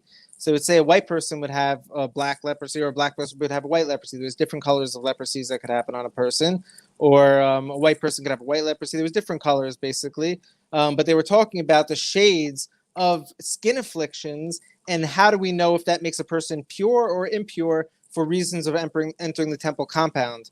So this is why they had to go into saying, let's say your skin is all white. So you say, oh, he's a white guy, but no, that's actually a white leprosy on a white guy. So they would talk about the shades of people's skins in relation to how the leprosy appeared on top of it. That's how that came up. But as for Judaism or Rabbinic Judaism or the Talmud, no one could really show me a source. There's no such thing as color separating humans or being better or worse than anyone. Especially at the peak of Talmudic literature, there was people from all colors in the fold already. So these weren't racist people. Rabbi Harry, that's interesting. Yes. I'm sure you remember this controversy when Israeli Chief Rabbi, Sephardic Chief Rabbi Yitzhak Yosef, during one of his talks, referred to Black people as monkeys. What's most interesting about this story to me is the justification that Rabbi Yitzhak Yosef gave. When everybody is saying, you know, you're wrong, you're racist, the rabbi's office responded like this. He said, I was just quoting the Talmud. The rabbi did not apologize for calling Black people monkeys. He said through his office, I was only quoting the book. The Talmud was. Did it happen to say where he was quoting from? The article? Because you think it would, right? Yeah. You think it would say the passage that he was quoting? I don't believe it does, because I think it was taken out of context. I think that first of all, he should have never said that, but he didn't mean it to be derogatory. I think it was talking about when you see people, unique people that you're not familiar with seeing, there's certain blessings to say on them. And I believe it had something to do with that. But I think an article like that should clearly just show the people where in the Talmud this says. If this is such a bad book, show me where it says that. No, but it wasn't the article. This is the key point, Rabbi. Okay. It's Rabbi Yosef's office who said, the rabbi owes no apology. He was only quoting the Talmud. Now, this is the chief. I have great respect for you as a rabbi. But there's nowhere in the Talmud that says Black people are monkeys, so I just want to throw that out there. But according to Israel's chief Sephardic rabbi, his calling Black people monkeys was just him quoting the sacred text of the Talmud. Now, when I hear this from his office, I understand, Rabbi Harry. Well, it sounds like you are intent on apologizing for or evading the issue of what clearly is in Talmud, and how Talmud, ancient case of the curse of Ham, and how it was the springboard. You mentioned the Arab enslavement of Africans. Those mainly Iranians posing as Arabs, but the Muslims who enslaved Arabs, the basis, their theological justification was precisely the theological justification that the Talmud authored. And so you're saying that these Muslims believe in the Talmud? They were happy to receive the wisdom of the Talmud. Well, Africans were enslaving Africans before the Talmud. Africans, that populations of Africa can be enslaved because they were cursed by God. Well, according to what you're saying, you would think that the rise of authored that malicious and fraudulent narrative. Well, then what I would say is it would seem, according to your logic, that slavery in Africa would have started to peak post-Talmudic times. But that would be quite the opposite. We see slavery was extremely popular prior to the Talmud being written. So you know, all of a sudden the Talmud's written, and all of a sudden that this is the reason why it's happening. No, it was happening from ancient Egypt. It was happening all the time, and it's happening now. And I definitely don't agree with you. It's by Iranians, because I have a lot of friends in the Western African area, and it's literally Nigerians still enslaving Nigerians and doing unbearable things to them, and it has absolutely nothing to do with the Talmud. But it sounds like you're deflecting. We're not talking about. No, I'm not deflecting. I'm just saying that you're trying to generalize slavery in Africa. We're talking about the Talmud. Well, no, I'm not. You're trying to generalize to say that this old case of Talmudic anti-blackness, and then you have a modern case. I don't think there's Talmudic anti-blackness. That's what I'm trying to say. I don't see that in the Talmud. Especially because I told you whoever that curse was on isn't even in existence today. And the fact that we refer to Moses' dark-skinned wife as a beautiful person. And there's Jewish literature that refers to the dark-skinned people of Shem as beautiful people as well. Rabbeinu Yonah, to be correct, is the author. So what you're doing is you're taking, you're trying to take like little smoke and trying to turn it into a big fire. And I'm trying to say, the way the Jews think is we're very logical people. So if it doesn't survive the test of like logic or reason, it can't be a reality. So when you generalize, I'm saying, wait a minute, there's too many things that you're trying to skip levels and come to conclusions that it doesn't have a foundation. With due respect, Rabbi Harry, I'm immediate to you as well. So I'm sorry if I'm getting out of line. I'm sorry? I said due respect to me to you as well. I apologize if I'm getting out of line. No, not out of line. God, it's the most necessary conversation. When you say there's no anti-blackness in the Talmud, yet the Talmud authors the lie that the children, that Hamitic people are black-skinned because God cursed them. You say there's no anti-blackness there when we have the chief Sephardic rabbi today. Well, that called it. Let me finish this thought. Let me finish this thought. Okay. Because I'm showing the consistency. But that's not where he pulled it from. Those are two completely different teachings in the Talmud, and one of them had nothing to do with the other. No, but that makes my point. He pulled that makes my point. You have two different strands of anti-blackness. But I could show you 5 strands of pro-blackness also. So now what? Does one cancel each other out? So the Talmud is written in tremendous depth and wisdom, and to decode it and to understand it and to understand the context of when something or what something was said in, you'd have to be a tremendous Talmudic scholar. So to see something in the Talmud and then to make a generalization, it's not going to really stand. I'm not making the generalization. When the chief Sephardic rabbi describes black people as monkeys, and his justification was, I read it, I got it, I'm just quoting the Talmud, then I think he, in this matter, him versus you, his position is clear. The anti-blackness that most people got upset with him about, he only got it from the Talmud. Now, I would imagine you would contend there is no anti-Jesus-ness in the Talmud, even though the Talmud has Jesus languishing in boiling excrement. The fact of the matter is, in terms of theological racial justice, if so many racial, if it can be said that the relationship between blacks and Jews is informed by such thinking that's shaped by these Talmudic paracodes, these Talmudic traditions, then I think you, Rabbi Harry, in the spirit of racial justice, as so many Jews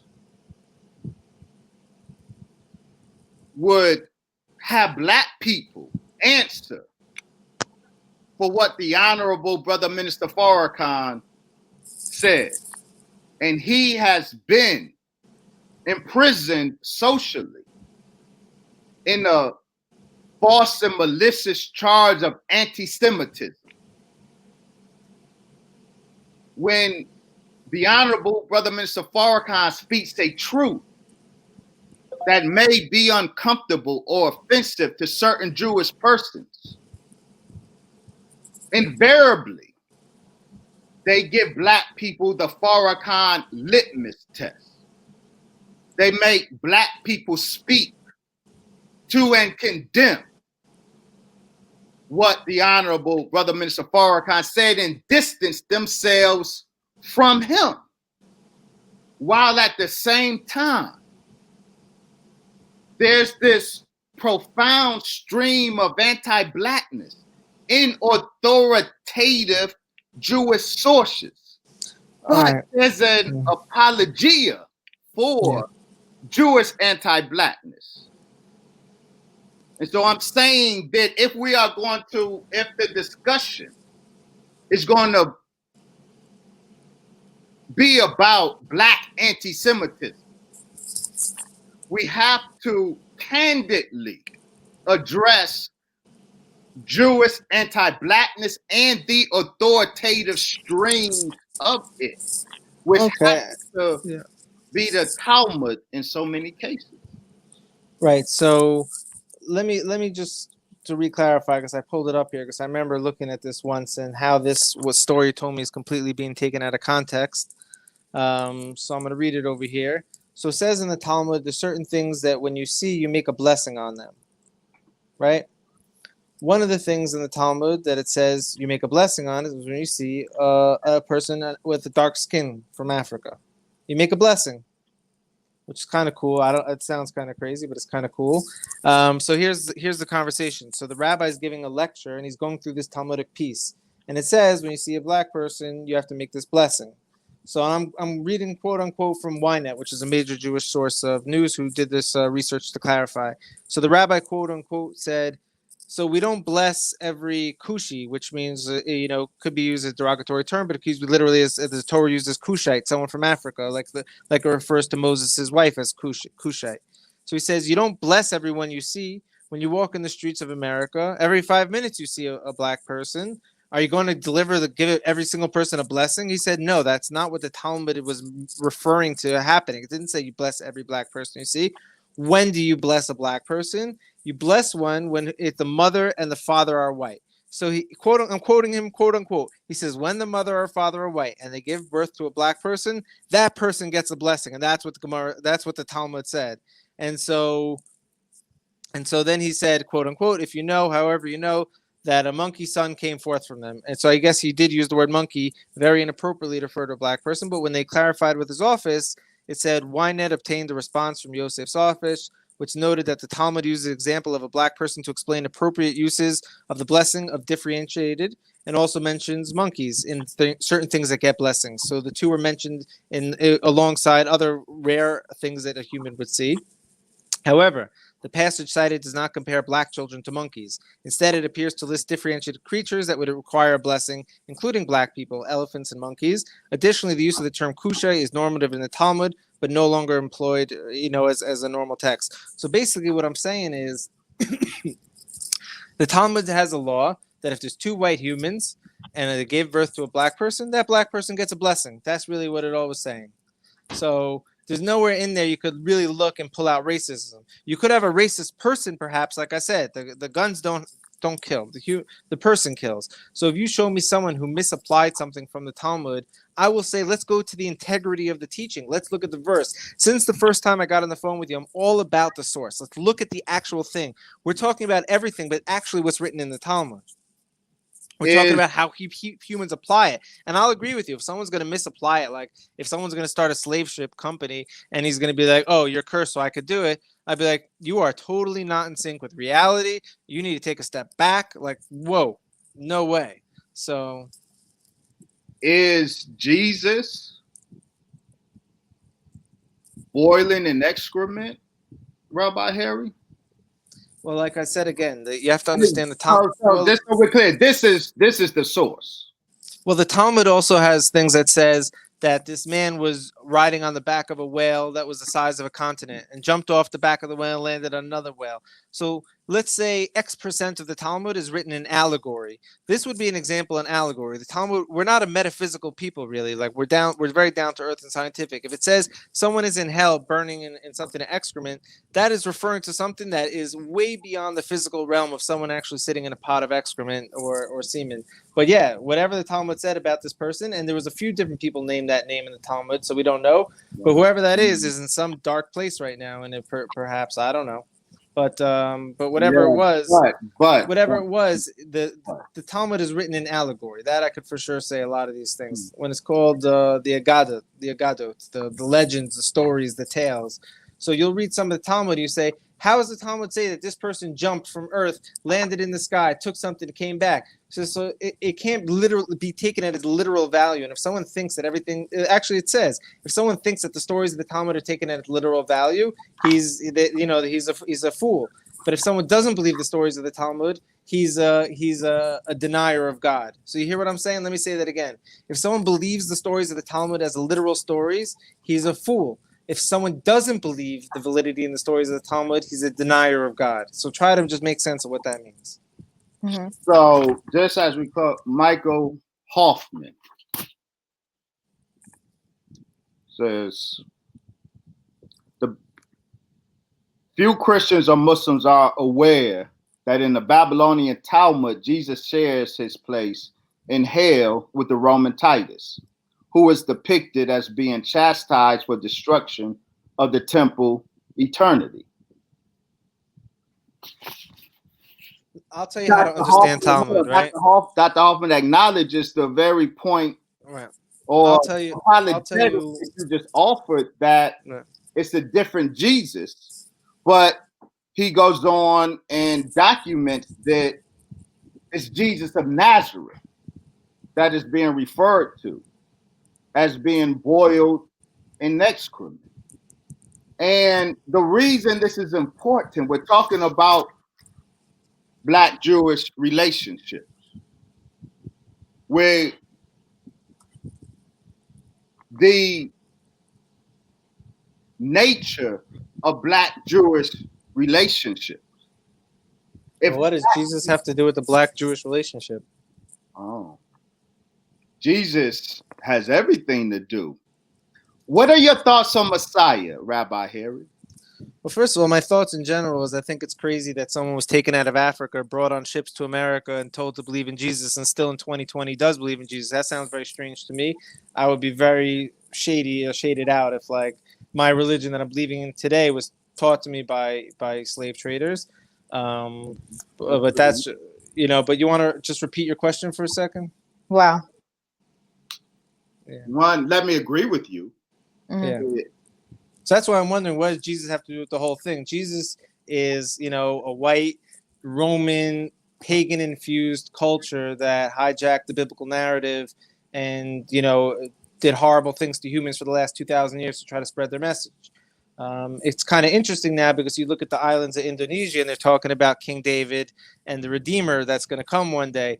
So I guess the story of David and a Redeemer, Mashiach, Messiah, that one day will come, is now information to billions of people in the world because of this, backwards Christian theology. But from a Kabbalistic perspective, we do have an explanation and understanding of how it had to have happened that way, or why the world unfolded that way. But my understanding of a Mashiach is that basically there's, from the Kabbalistic understanding, there's a part of everyone's brain that since the time of Adam and Eve has been locked or shut down. And in the Messianic era, all humans reopen that. And there's a figure called the Mashiach, the Messiah, who helps activate that process to reopen the minds of people where they will one day be, in a state of consciousness. So that's, from a Jewish perspective, really what we think about the Mashiach. So let me be real clear. I'm not talking about the fabricated white Jesus. Okay. The Christianity as a white man's religion that you just eloquently described, and I would agree with you. The 2020 Black people have no justification for participating in slave religion. So jettisoning, or well, you could say the same about Islam. You absolutely can. The Arabized version. I think Jews were the only one who didn't hurt anyone to believe in what they wanted to believe in, but maybe I'm wrong. I don't know. No, the Hasmoneans forced conversion. In their land? Don't matter where it is. Forced conversion is forced conversion. Now, the relevance of the Messiah or Jesus, I'm not talking about the fabricated white Jesus. I'm talking about the authentic Jesus, both historic and prophetic. The historic Jesus was Black because the Levantines were Black people. The Semites were Black people. So the historical Jesus at his time, the Judeans were multicolored. Well, we're going to look at that. We are happy to look at that. Yeah. But the historic Jesus and then the prophetic Jesus. What does this matter to Black people? Brother Warren, will you cue that clip, please?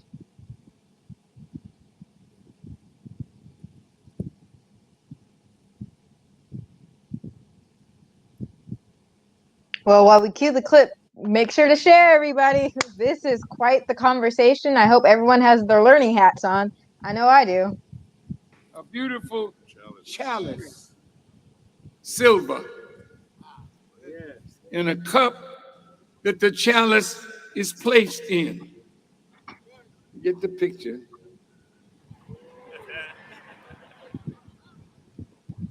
Two Jewish rabbis stayed for hours downstairs in the lobby of our hotel.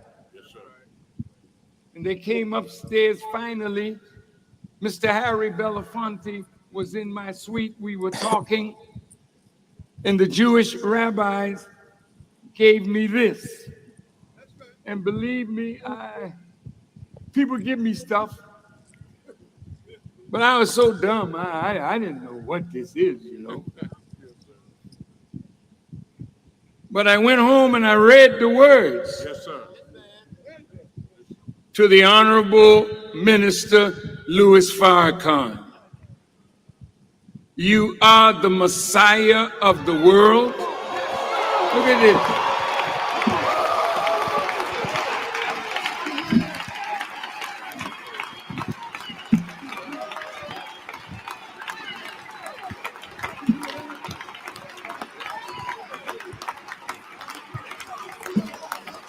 And you are the Messiah to every human who wants to be civilized.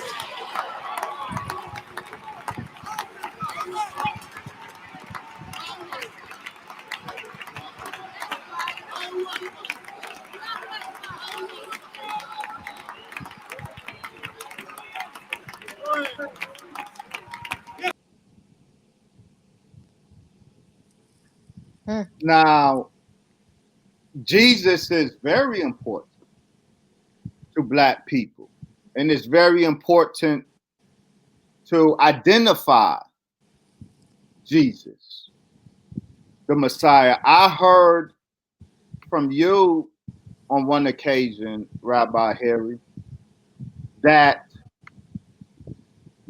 you believe, or it sound like I was hearing from you, that you would anticipate the coming of two messiahs, as was an early biblical tradition, that it sounds like you agree with the anticipation of the coming of two messiahs. I share that outlook with you, and identifying the messiahs are very important. And I would even go so far as to suggest that the only way to properly identify the Messiah singular and the Messiahs plural is to identify who the children of Israel are. Would you agree with that? That the proper identification of Messiah is predicated upon the proper identification of the children of Israel? Yeah, but the Messiah is from a direct line from King David, so for sure it is a direct male after male after male from King David. So whoever the Messiah is going to be will have to be from the line of King David. Mm-hmm. Now, we know there's a long Arab, and I'm sure others, tradition of fabricating genealogies. So while I that's a agree claim, with I don't you know the basis in, to that claim on Jews fabricating genealogy. We have there is. There was, you know what the term exilarch is? Yeah. Exilarch was a diaspora leader for the Jewish people from the house of King David. They ruled until about the year 1000 and all the way into Babylon. There was always someone who represented the house of David to the Jewish people. Is Exilarch, Exilarch. And so, even when the Talmud was written, we weren't like put, hiding under the rug when there was Roman converts or Greek converts. There was no shame in that, but we also had a system of priests and et cetera that I'm not sure where there's a fabrication in the whole thing. That's what I'm trying to say. There's tremendous fabrication and documented fabrication, starting with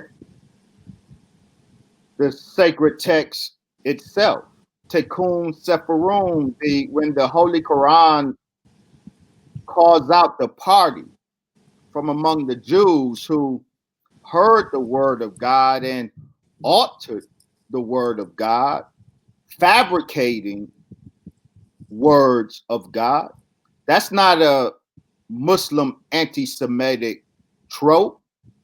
The Tikkun Sepharim, or the emendations of the scribes, those places where in the scripture Ezra and the great Sanhedrin, or the great synagogue, acknowledges altering the word of God, changing the word of God according to their own taste. So if rabbinic tradition acknowledges fabricating the words of God, then certainly we aren't incredulous with the idea of rabbis fabricating human genealogies.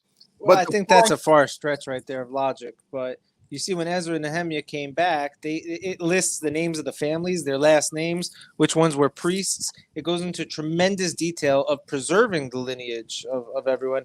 And let me ask you a question: like, if you got a guy like Ezra and Nehemiah who who wanted to just be like, this is the Torah, this is what we got. Do you think they would record or write down the fact that they edited the text or changed it to their liking?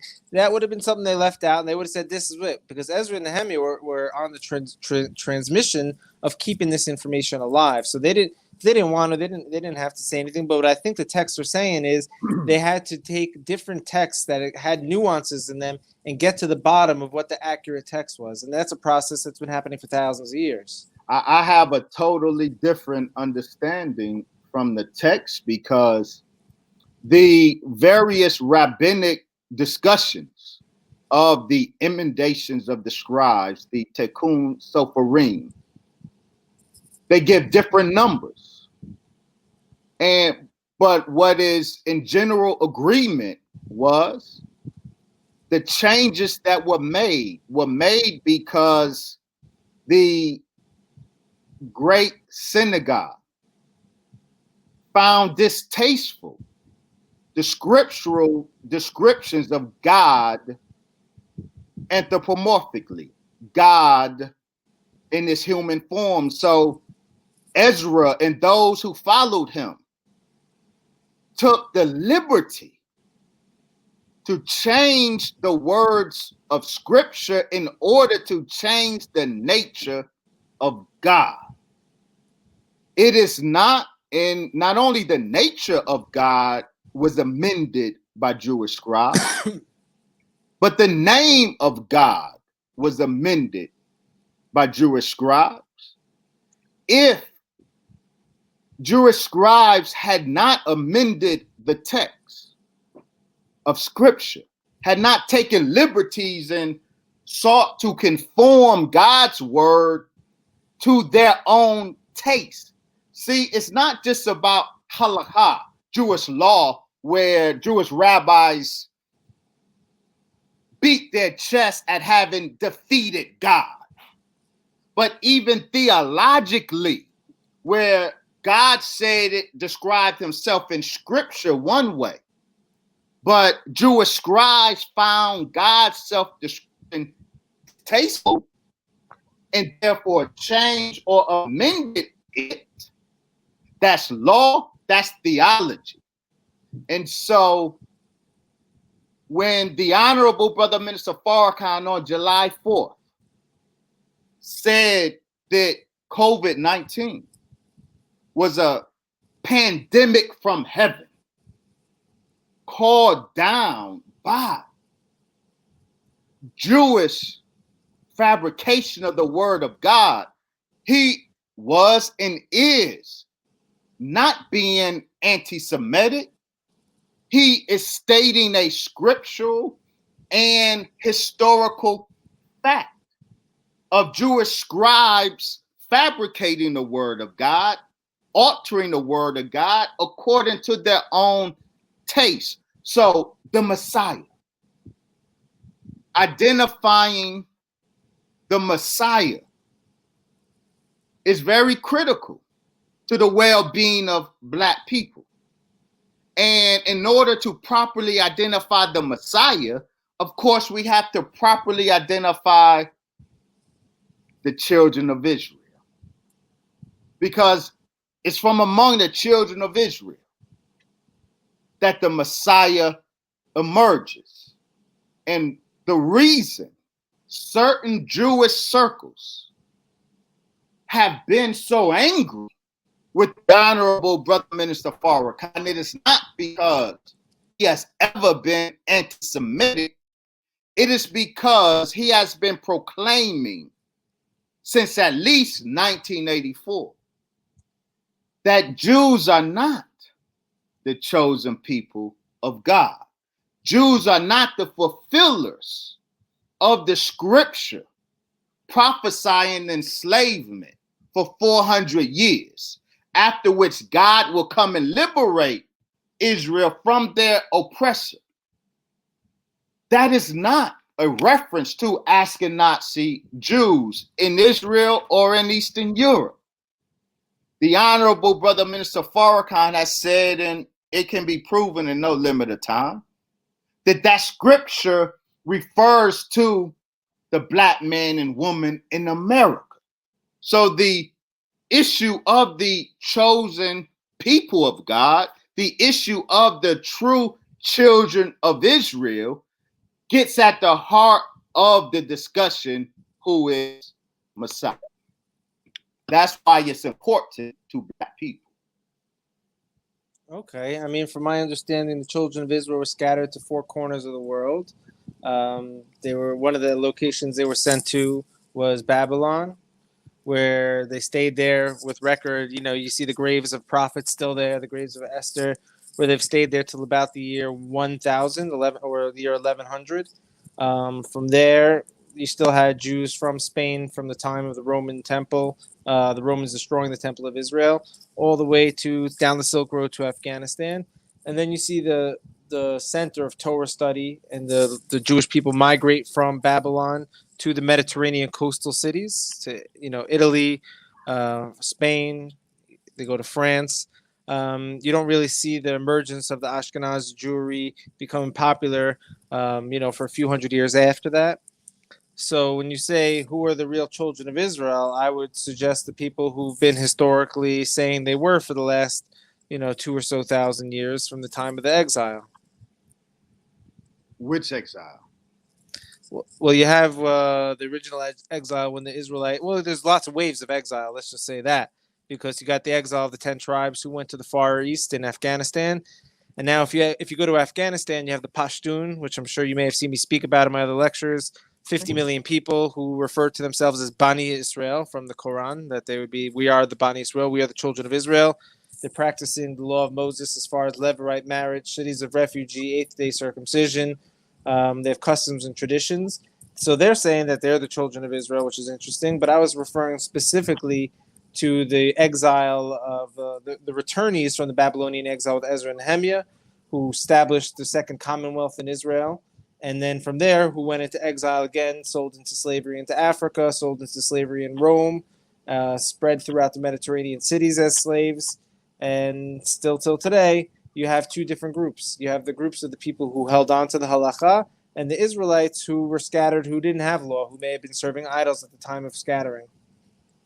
But the prophecy doesn't just refer to Jews of the diaspora globally. The opposite refers to the both of them coming back together. No, but the Judeans and the Israelites. But I'm speaking of the prophecy of enslavement in Egypt for 400 years and the Exodus that followed. God's redemption of that people, the people who were in bondage for 400 years, as a result of which God himself, the God of Israel. Well, let me ask a hypothetical question. I'm sorry? I'm going to ask a hypothetical question to you. Because you hear me okay? Yeah. Okay, great. Because also you'll see the same prophecies that say, well, my children will come back from the Far East, from the North, from the South, from the East. Okay, that's one thing. But let's say this prophecy in Deuteronomy is speaking about the transatlantic slave trade of bringing Africans to America. Does that mean that anyone who didn't come on those ships wouldn't be Israel? That's the question I'm asking. They did not come to America? Or didn't get taken on slave ship. They're still where they were in Africa, same place for 1,000 years. If they didn't get taken from their city or there, does that exclude them from being from the children of Israel, according to your theory? So, I'll tell you why it's relevant. No. My answer is yes. I separate because I believe history, genetics, and scripture warrants the separation between three different concepts: ancient Israelites and their progeny, which I agree with you. You can trace the progeny, descendants of ancient Israelites in many places in the world, including Africa, Igbo, Limba, including India, Bani Israel, and including Pashtun. Israelites different from Jews, right? From Judea. And both of those are to be distinguished from the fulfillers of the prophecy of the children of Israel as recorded in Exodus. And so while there are Israelites, authentic Israelites in Nigeria, absolutely. But no, they absolutely don't fit into the prophecy of the chosen people enslaved for 400 years in a land that is not there. They're still in their land. But So this are you particular people, the children of Israel, from whom the Messiah will be born, that people is enslaved for 400 years. There is no people, Rabbi Harry, and I will close and let you engage this. There is no people. There is no recorded incidents of any human population who has been enslaved in a foreign land for 400 years. No Ashkenazi group, no Sephardic group of Jews have any history of such. So being in no Igbo who are still in Nigeria or Limba who's still in let me ask you this question then. Because first of all, I never went on record saying that I don't believe that the people of the transatlantic slave trade could have been fulfilling that verse of biblical prophecy. So I'm not even saying that, because that could be very well realistic to me. But what I want to ask you is this, because the power of discernment is so important in these conversations. So are you trying to say if you didn't get taken on the slave trade on those ships to the Americas, then you are not from the Judean people? Is that what you're saying? No, I just distinguish between three concepts. God, the power of discernment is necessary, and also the power to appreciate nuance is important too. Now, I just said, Rabbi Harry, I distinguish for a reason. Three groups: Israelites, Judeans, and the children of Israel. I said that they are three different entities. Do you have scriptural sources for these so three you entities? are asking me about Judeans when you in a number I'm asking you for scripture. Do you have scriptural sources Yes, to say that there's a difference between a Judean and a chosen person of God? Well, the Judeans, I am saying the chosen person of God. Yes, the scripture is Genesis. And the scripture is saying specifically No this one doesn't surety. include that one? This is the scripture. This is scripture. Know of a surety, Abraham, your seed will be in a land that is not there, will be a stranger in a land that is not theirs. They will serve them. They will be afflicted 400 years. Okay. After that time, I will come. I will judge that nation from which they have served, and afterwards will they come out with great substance. That prophecy defines the chosen people of God. Being from Judea says who? Where did you just pull that out? You read the verse, but then you threw in what seemed like your own self-explanation at the end, that verse means if you were in that category, then you were from the chosen people of Israel, and if you're not in that category, you're not chosen. That seemed like something that's not in the text. Well, I guess the relevant question is chosen for what?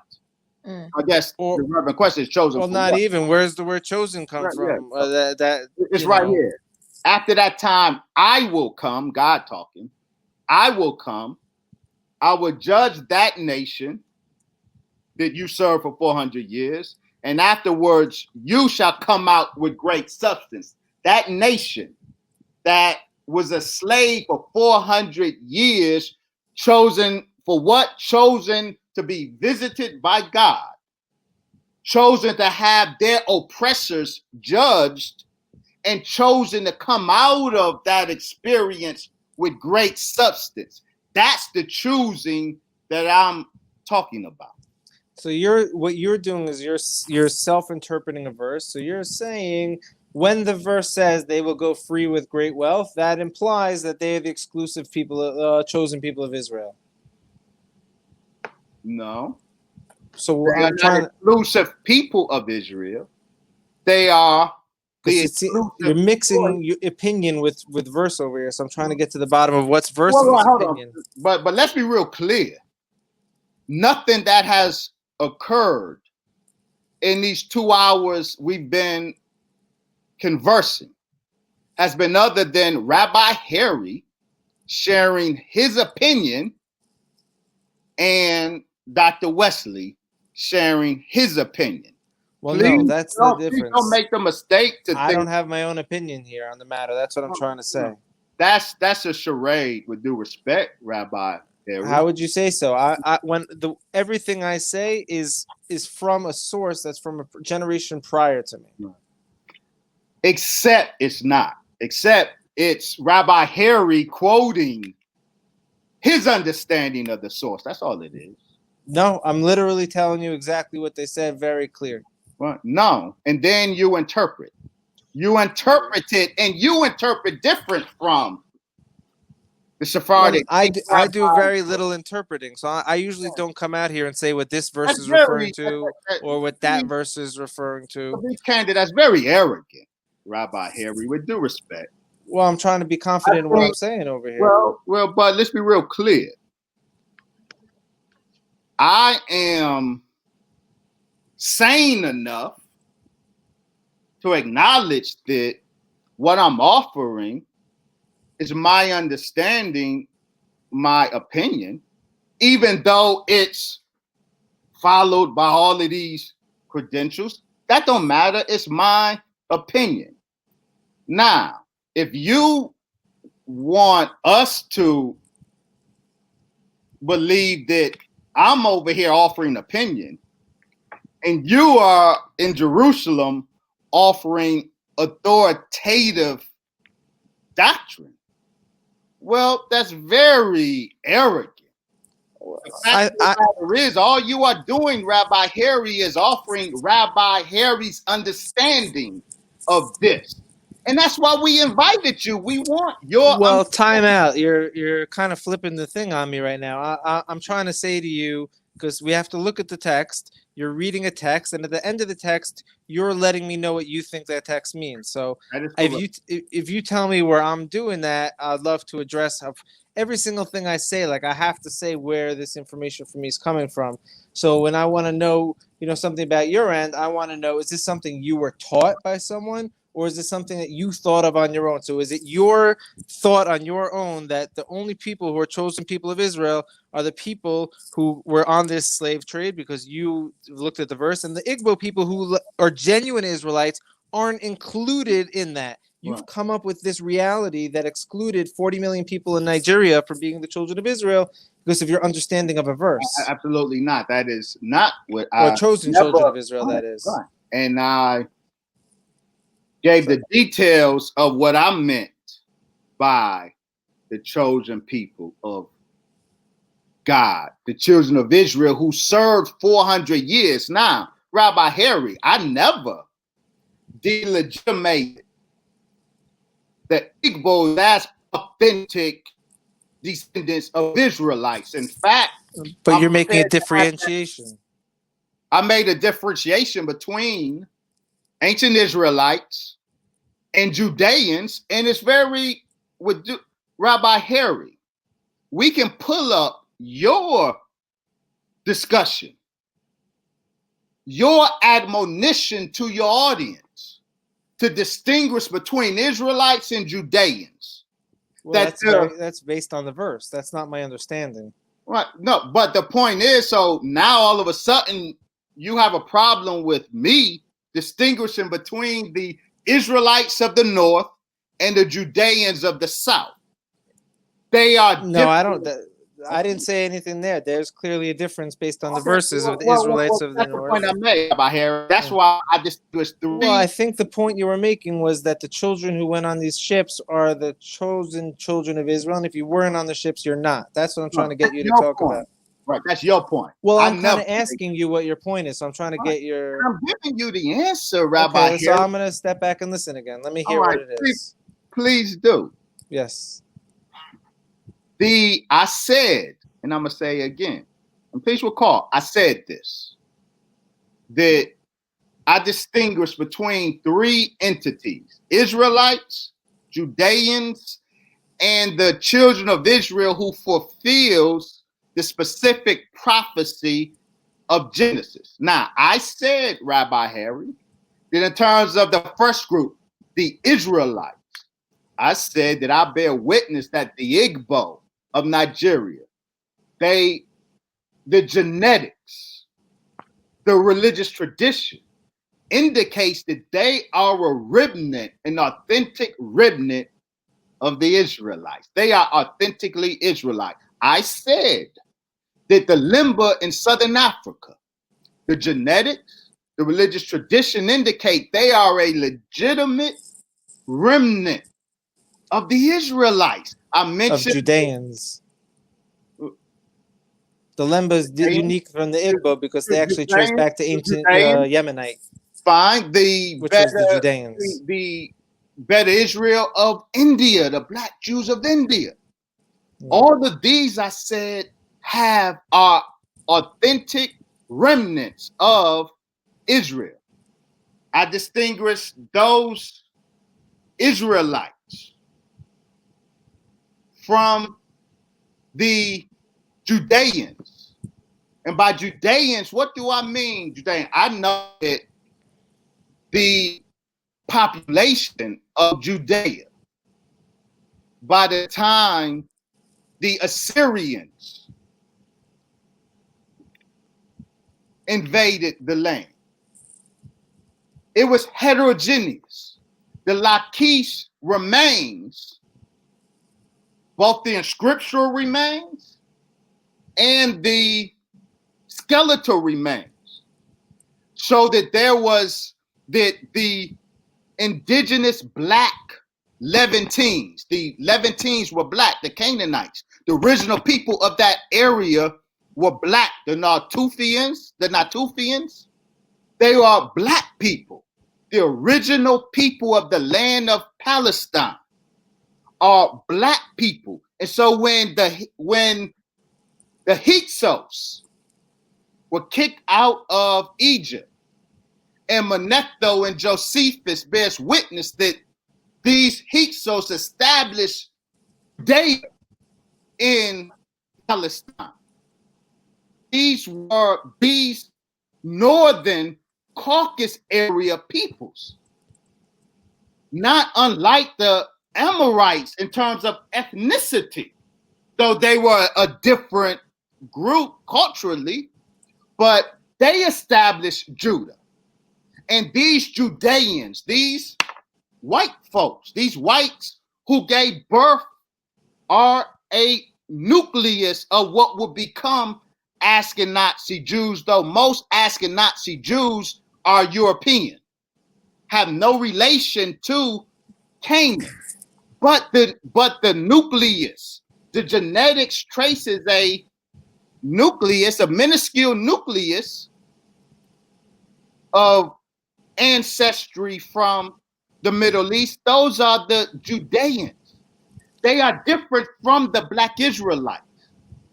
But those are two groups, and I distinguish them from the diaspora, the Jewish diaspora, broadly defined.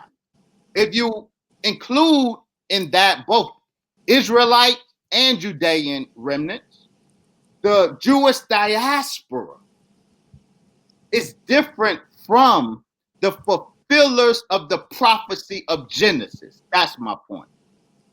That does not I never delegitimated the Igbo or Limba as true, authentic Israel. You just said they weren't the chosen people. No, I said they were not the fulfillers of the prophecy of Genesis. That's what I said. Pretty sure you threw the word chosen people in there somewhere, and I gave an explanation of what I meant by chosen. Chosen for what?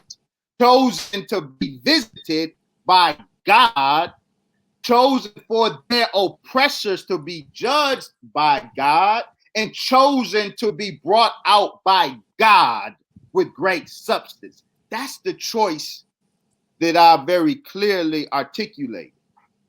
And I am saying that the fulfillers of that prophecy are the Black man and woman in America. And when God visited that people, the fulfillers of that scripture, no. The fulfillers of that scripture, by definition, can't still be in their land in Nigeria. They can't be in their land in South Africa. Let me circle back again, because like I said, I never never denied the fact that the people on those ships may have been from the children of Israel. So I remember my point of contention being with you is what makes these people chosen versus other people. That was my original question I asked you, and you addressed it. But secondly, I think you and I have a completely different understanding of what a Judean is. When I think of Judea, I'm thinking of the Judean kingdom, where the Temple of Solomon was, and then the Second Commonwealth, where they had a temple again. I don't see a period where there was some type of swap where white guys came in and swapped out with the real Judeans who were there from the time of Ezra and Nehemiah who built that. What you do see is, as redacted in the history books, is at the time of actual Judeans, people from the house of King David living in the land, there was Roman and Greek converts at the same time as well. So there was no hijacking of anything, but there was this thing called halacha, or the Torah, which is very clear to allow converts, people graft themselves in. And not only does the Torah allow you to graft yourself in, it says you can't even separate or differentiate between a man who grafts himself in. He's called Israel. He gets the inheritance of Israel put on him. So the Torah is so specific to not differentiate between a human who is of the bloodline of Israel and who's not of the bloodline of Israel as being part of the house of Israel. But from my understanding of the scriptures, you have two groups. You got the group, actually, I'm going to pull up a great verse over here. You obviously have the groups of Israel. And first of all, it says in Ezekiel, it says when they 47:22, when they shall divide the land for an inheritance, and unto the strangers that sojourn amongst you, who shall beget children amongst you, they shall be unto you as the homeborn amongst the children of Israel. They have an inheritance with you amongst the tribes of Israel. So we see verses all throughout the Torah, unifying these type of people. There's one more verse I want to say. It says, in the future, two verses, if you don't mind me. It says Samuel 1:16-7, but the Lord said unto Samuel, look not unto his countenance or the height of his stature, because I have rejected him. For it is not as man seeth. For man look on the outward appearance, but the Lord look on the heart. And then, we see in Isaiah another thing. It says, in the future, when the tribes of Israel return, it says, one shall say, I am the Lord's, and another shall call himself by the name of Jacob. And another shall subscribe with his hand unto the Lord, and surname himself by the name of Israel. So you see that there are different groups of people that in the future will claim and return and come back. So I would think it's very likely. If you have the children of Israel in Nigeria, the Igbo people, who would self-identify with that, and then you got the transatlantic slave trade who brought people here. So what in their right mind is not connecting the dots and saying, hey, wait a minute, I'm calling myself the children of Israel, but the ships that literally took me from this port, they're also calling themselves the children of Israel, but there's something in my mind that's going to want to make me not build with them or work with them or be something else aside from them. So yeah, you see there are different categories of the children of Israel, but I don't think we see anywhere of which one's chosen or not. Yeah, we're playing different missions, but how could you tell me you see them in Africa, you see them in India, you see them in Afghanistan, you're looking all over the world, you see them, but once you start seeing them in Europe, all of a sudden there's there was a swap out between some people who took the name Judah and put it on them and stole it. So that just to me seems like it's someone trying to create division or being divisive and saying, putting people in separate categories where they can't build together. No. Is my slide displayed? Can you see? Yeah. No. The point isn't that people can't build together.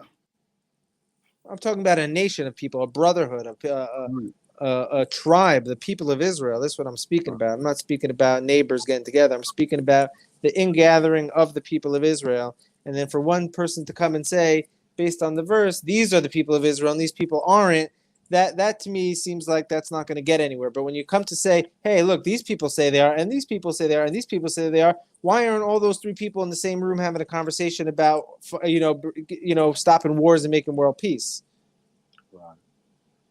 No. And that's the value I see in this narrative of the lost tribes of Israel. So I have a sensitivity when there's an attempt to separate the tribes from uniting somehow. But we must unite on the basis of fact and truth. Rabbi? Well, I think that if you make that a theological topic of conversation, then it's going to not get anywhere either. Let's say me and a few tribal leaders get in a room. I got Afghanistan at the table. I got Igbo at the table. I got a few tribes at the table. We're all talking, and we're going to spend about 5 hours debating the nature of God has skin or not. And meanwhile, there's kids getting kidnapped across the world and some wars on oil and some, they're polluting the oceans. We're going to say, you know what? I got an idea. Let's fix some of these issues together as a team. And then when the whole world kind of chills out in this world peace, we'll sit down for a cup of tea and a cup of coffee and we'll have this conversation about does God have skin or does God not have skin? Right. Or who are the people from whom the Messiah is to be born? Oh, I have a good answer for that. Well, that was rhetorical. That's my way of answering. It's speculation on your end as of now, I guess, right? I'm answering your concern. Okay. This. I was saying if someone is certain that someone's the Messiah today, I would just say that's pure speculation. Well, but see, but you're making my point. This is why it's necessary to go through these points, to put the facts on the table, which will allow us to clear the table of non-facts. And then once all we have on the table is facts, we can look at it and see if we can make an assessment based on these facts of who the Messiah is. All productive conversation must start with the facts. And Can I ask you a question? Yes. Are you trying to say that because Minister Farrakhan was a descendant of the transatlantic slave trade, it puts him in a category to be eligible to be a Messiah? Oh, well, yes, I'm at bottom, I'm saying that, but I'm saying much more than that. But yes, the logic you just articulated is applicable. Yes. Okay, because I'm trying to get to the bottom of things over here. Well, so what what was that? Well, me too, because I'm really curious that if it's speculation about who the next Messiah is going to be, if Rabbi Jews honored Minister Louis Farrakhan announcing that he is a Messiah, you can't put the word S after Jew when this conversation's happening, though, because the Jews didn't do anything. Two rabbis, I don't know if they're a conservative or Reform rabbi, where they got their, so the Jews never voted. There's not consensus on this. Absolutely not. I'll tell you the Jewish perspective on the matter, and this is the official position that the Jewish people have held and will hold, is that the Messiah, according to scriptures, has three basic fundamental tasks that have to happen in the Messianic era, is bring world peace. We're going to put our weapons into the ground, into the plowshares.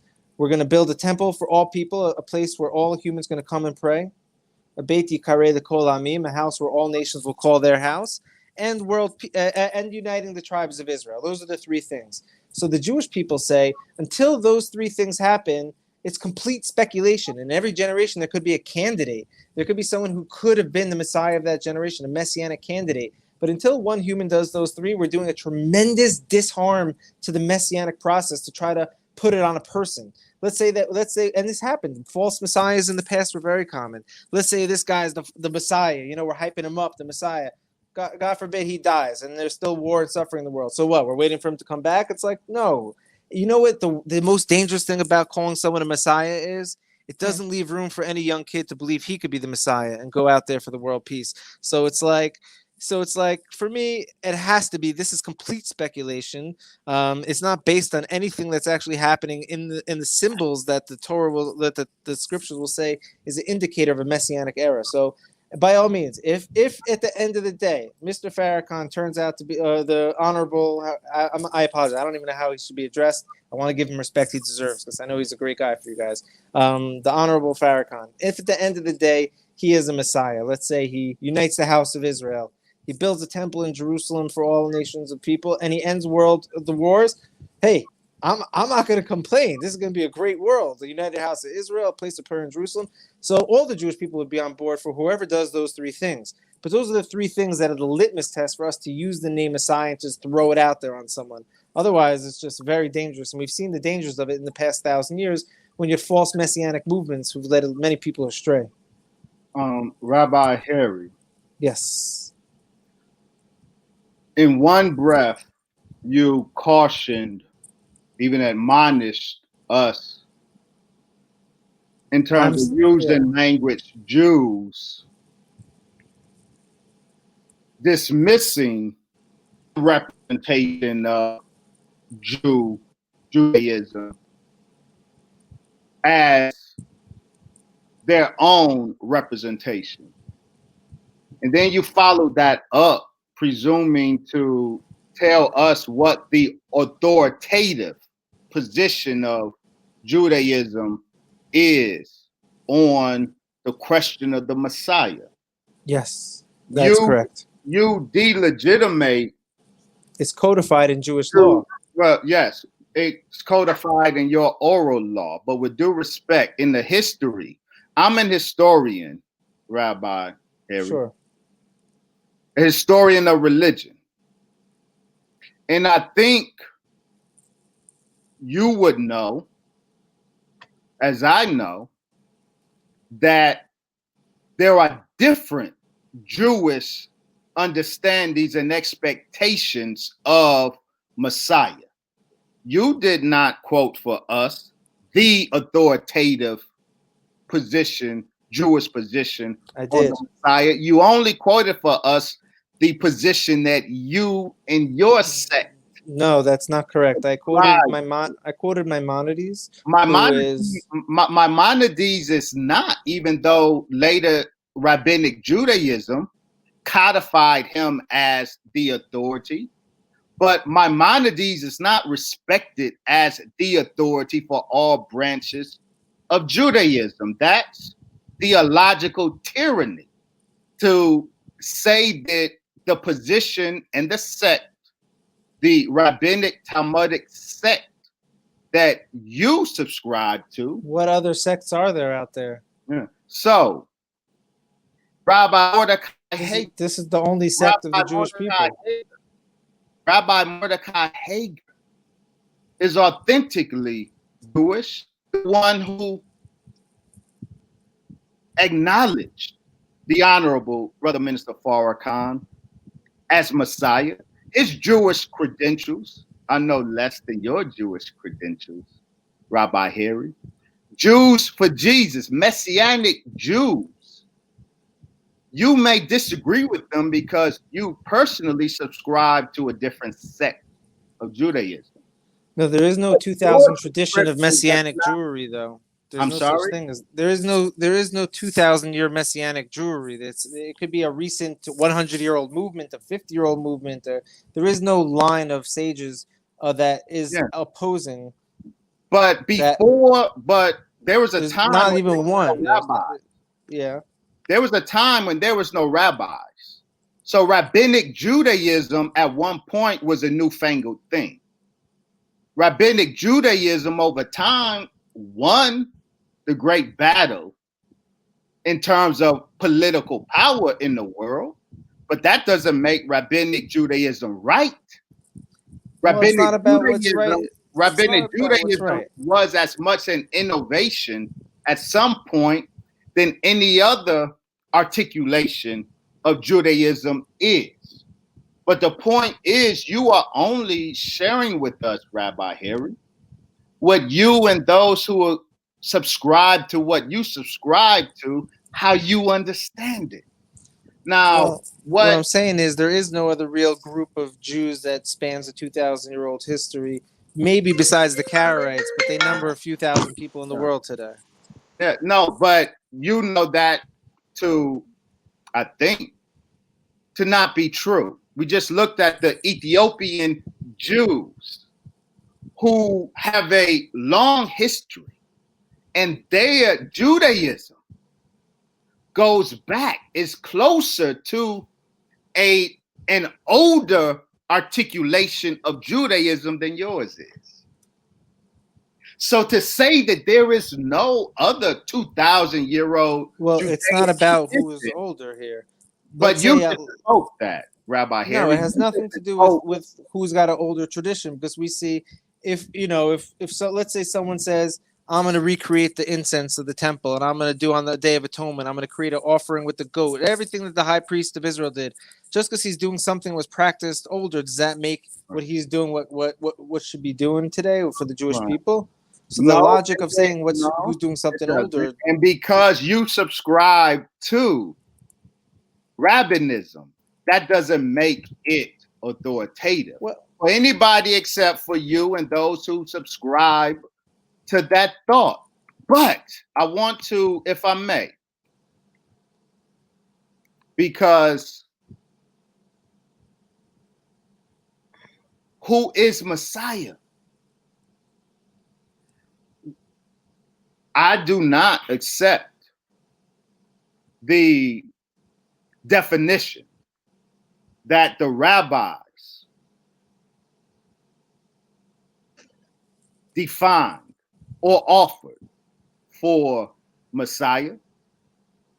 I do not accept that. I know historically that there were descriptions of the coming Messiahs, plural,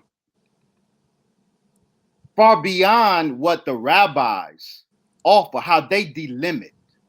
Oh, we definitely believe in a two messianic system, so that's for sure. Say that again? We definitely believe in the two messiahs, one from the house of David, one from the house of Joseph. And I am suggesting that the fulfillers of the prophecy of Genesis is the black man and woman here in America, the only ones who fit. I may be down with that. That may be cool with me, but it doesn't have anything to do with the Messiah. Well, but I am saying that. That's a stretch to me. Right. But I am saying that the fulfillers of that prophecy that could were be promised visitation by God. The fulfillers of that prophecy were promised visitation by God.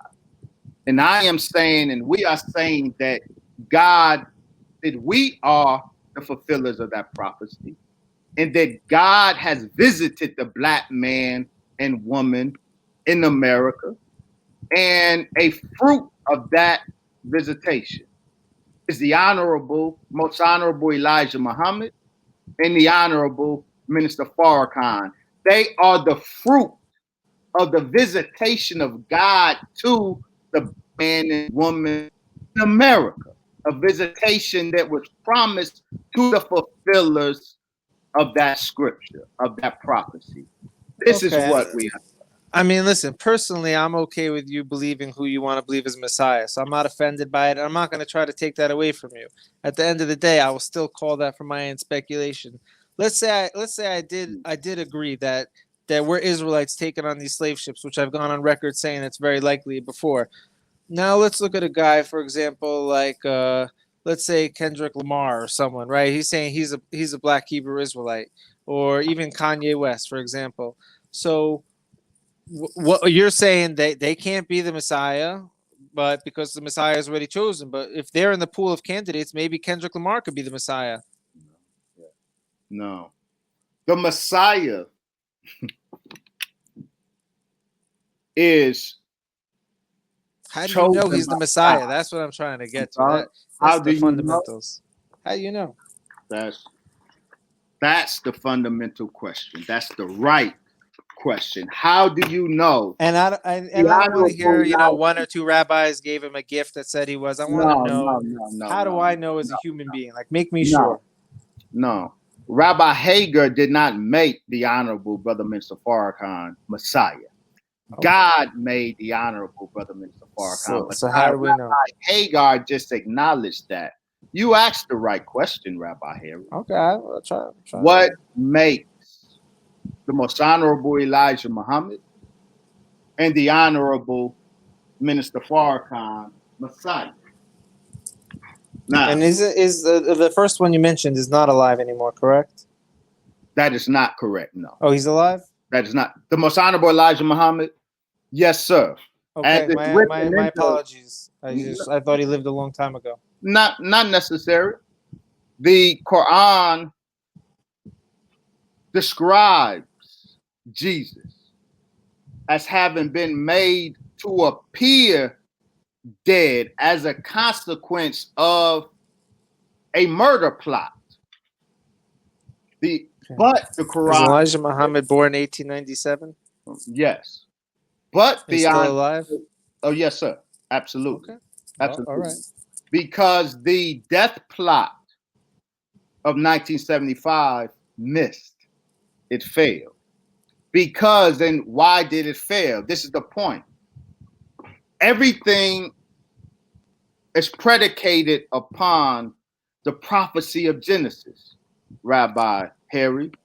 But the prophecy is that they would get wealthy after 400 years of slavery. But first, the God will visit.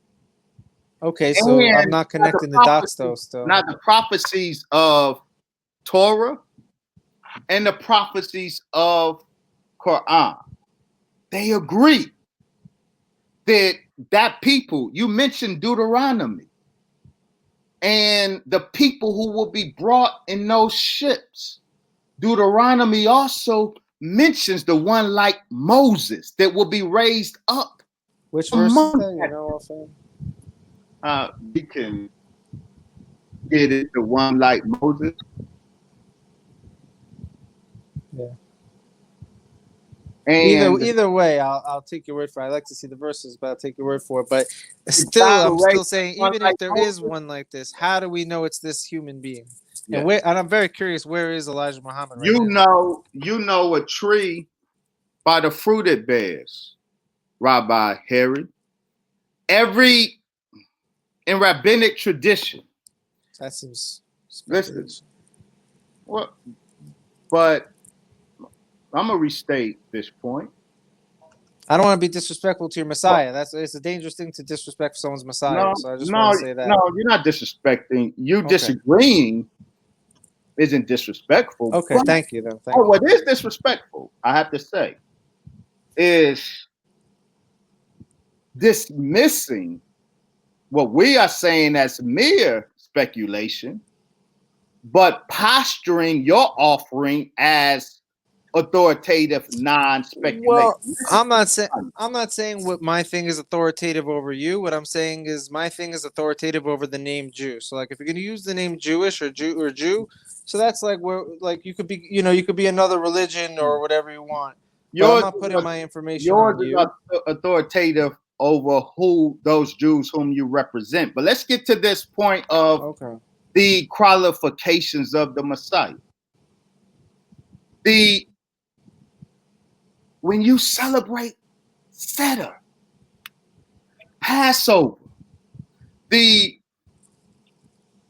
when you leave an empty cup for Elijah, when you leave during your Seder observation, your Passover observation that commemorates the Exodus out of Egypt, that commemorates the process of redemption from that 400-year slavery. When you celebrate that historic prophetic event, you place a cup for Elijah. You leave the door open for Elijah. You talk of redemption. The people of Israel are redeemed. We've been doing that for thousands of years without missing a year. The Elijah is the most honorable Elijah Muhammad. How do we know that, Rabbi Harry? I mean, you're saying something 1,000 years ago was talking about someone born in 18 something? Yes, that's it. I'm absolutely. And the Elijah from the Bible who went up in a chariot of flames is the same guy? That is correct. How do we know? There's a difference between history and prophecy. The most honorable Elijah Muhammad teaches us, and the historical record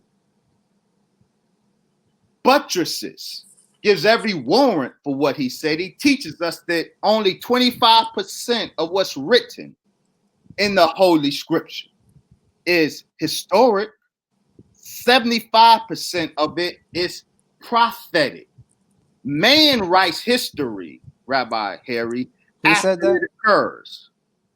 God writes history before it occurs, and that's Scripture. So most scripture is prophecy. It's not a record of what has already transpired. It's Who a said that? record of what will transpire by the will of God. And so, Well, yes, I'm trying to figure out who said that. Like, whose teaching is the that? most honorable Elijah Muhammad. And who taught him that? God. Okay, I just want to come to a clear conclusion here. God. Again, That a very serious, answering the prophecy of God's promise to visit the people. That's the choice. God, when you identify the people who fits that prophecy, then the promise is God will visit that people.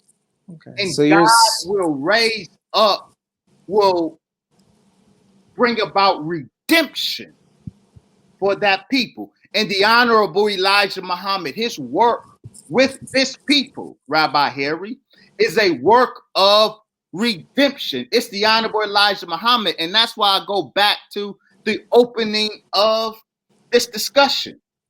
The very theology, the very ideas of God, the very unique and peculiar ideas of God that's at the heart of Jewish esoterica. The Honorable Elijah Muhammad explicitly taught it to Black people. And with that teaching about God that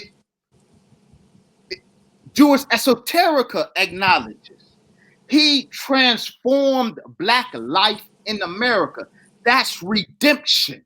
The Honorable Brother Minister Farrakhan is a redeemer among Black people, among the people who fulfills that prophecy. Wait, yeah, time out. Yeah. I love calling these people redeemers in the sense that they're helping their people.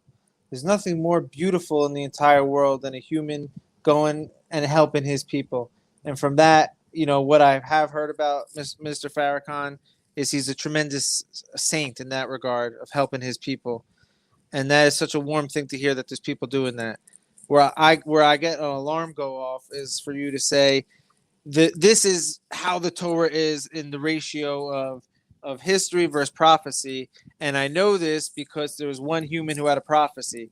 So it sounds like there's a whole movement and a religion that stands on one person's interpretation of something. When I speak from my perspective, I'm standing on the shoulder of thousands, or not tens of thousands of sages and scholars who worked together to get where I am today in a system that was organized and made sense and was logical and not based on the metaphysics.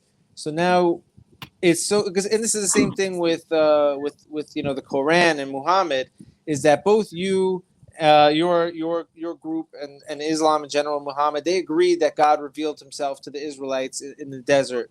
600,000 men had a revelation where they saw God and he gave them the Torah.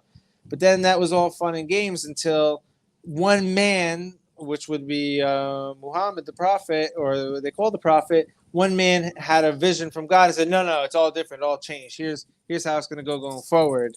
And so that for me is dangerous, especially in like the 1900s or 1800s or wherever it is, for someone to say, I had a revelation and now I am going to tell you what is the word of God. For me, that's where just like, hey, I don't mess with that type of stuff. It seems like speculation. Except you're a rabbi, so you do mess with that. We don't. We simply just try to figure, like a lawyer. Rabbi's like a lawyer. How to apply the Constitution, how to apply the laws of the Torah. That's what we're trying to do. We can't uproot the Torah. We can't uproot principles, but we can figure out how to apply it. And we can't do that on our own hunch or whim. Any rabbi who says a law has to give you the source of his law, how he got to that conclusion, like a lawyer would. Like a lawyer has to cite cases. The whole Talmud is made up of legal cases. It has to be case-based. It's a very rational, non-metaphysical, non-speculative system.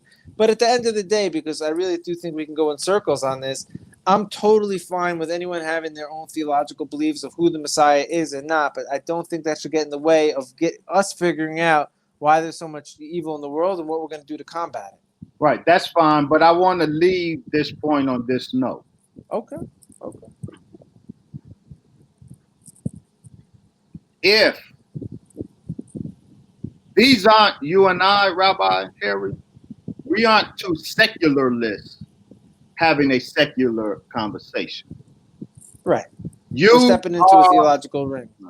you are, by dint of being a rabbi, you are a theologian. Correct. By dint of being a student minister in the Nation of Islam, I am a theologian. You and me are having a theological conversation. Now, you have your theological understandings, and you are representing on this show the position of the people who you represent. In this case, the rabbinic circles that you represent. I am representing the Nation of Islam and the theological tradition of the Nation of Islam. So these are two theological traditions that are engaging each other. Would you agree with that? I do agree, but I also believe that theological conversations are sometimes a little silly when we have to take a look at saying there may be more important conversations to be having. That's fine. I'm not arguing that, but okay, I want but yeah, for the sake, you're totally right. We're discussing theological elements. Why that's important? That should humble you and me. Yeah. These are two theological traditions. What you are presenting, Rabbi Harry, is the theological position, the theological speculation that you represent. Correct. So, we both have two different stories that we believe is right. I'm glad you admit that. That's a very important milestone that you are admitting that what you are representing is nothing more and nothing less than the theological position, the theological speculation of the sect that you agree with or subscribe to. That's why I do think it's a little silly, because we're all just speculating of what we think is happening. But you had a hard time admitting that until now. No, what I won't do is for someone to speak on behalf of what I believe in, and that's what happens very often with these conversations. When someone says the Jews this, the Jews that, I say, whoa, that's a fringe group of humans. The Jews is an ancient system of 2,000 plus years, and there's only one of those alive, and there's no second one that rivals it. That I'm going to stay strong to, even though that whole thing could be something that we're speculating is really happening on planet Earth. But that's just our position. So if you're going to speak about the Jew. Closing out the conversation on the Messiah, given that these are two theological perspectives, your perspective, it's our perspective. We've got our own stories we're telling ourselves. But we can look at scripture, we can look at certain empirical data, and we can have a legitimate conversation about who the Messiah is. You said, well, it's good to hear Black people helping Black people. That's not what we're talking about here. What the Most Honorable Elijah Muhammad is doing, what the Honorable Minister Louis Farrakhan is doing with this human population in America, this very peculiar human population in America, that's not the NAACP helping Black people. What these two men, with the backing of God, who visited this land, what these two men did to this human population, Rabbi Harry, what the American Holocaust of slavery, which many Jews were significantly involved in, what the American Holocaust of slavery did to this people and produced in this people, the Black man and woman in America, no human population has ever encountered. The consequences, the physiological, the psychological, the spiritual consequences of suffering 400 years of American slavery. They call it the peculiar institution, and it produced a peculiar people. So redemption, we're not talking about this. Well, I'm with you on all this so far. So, All that makes a lot of sense. Follow me. So I'm gonna close this thought, but follow me. But then the Messiah stuff, that's where I get thrown off. Well, no. So it's critical to the Messiah stuff because redemption, we're talking about not just Kanye West or NAACP or Urban League helping Black people. We're talking about redemption. And what does redemption look like? What the Honorable Elijah Muhammad. Would you say that the African American in America now has reached the state of redemption? We are in a process of redemption. Absolutely. And it is the transformation of human life. That's what you have to look at. So Rabbi Harry is Minister Farrakhan. He's the exclusive one responsible for the process of the African American getting a better situation. Again, I'm not. Better situation is not my lane. Or a redemptive situation. Redemption. Okay. The transformation is very important. He's the exclusive person amongst you guys that is leading towards this better situation. Right. Every Black organization has contributed something positively to Black people being in a better situation. That's not what we're talking about. Redemption, the transformation of Black life, taking the state of Black humanity as it existed in 1930 and transforming it into what the Most Honorable Elijah Muhammad successfully produced in the quality of Black life. What the Honorable Brother Minister Farrakhan is producing in the quality of Black life. That's redemption. That's what we are talking about. The measure of redemption isn't just, are you in a better situation? On Tuesday, okay, yeah, those are nuanced words. Monday, and so I would invite you to examine the transformation, the life transformation of those who came to the Most Honorable Elijah Muhammad and the Honorable Minister Louis Farrakhan. You will see that a human population was put in a most horrendous state of affairs. And the Honorable Elijah Muhammad took that population, those who followed him, those who acknowledged him, they experienced a transformation unparalleled in America or any place else in the world. That's redemption. Redemption is human transformation. Okay, I mean, that's great, but so we believe there's going to be one man that's going to transform the whole world. So until that happens, it's like a race. May the best man win. Like, how do we know who's going to get there first? Well, no, but the proof is in the pudding. Well, the pudding is when the whole world is in that state, and that goes back to the Jewish law. But the work started with the Black man and woman in America, and we are offered as evidence that God has come. See, now, Rabbi Harry, if you see transformation, human transformation, but it happens to occur among Black people in America, the population that the whole world despises.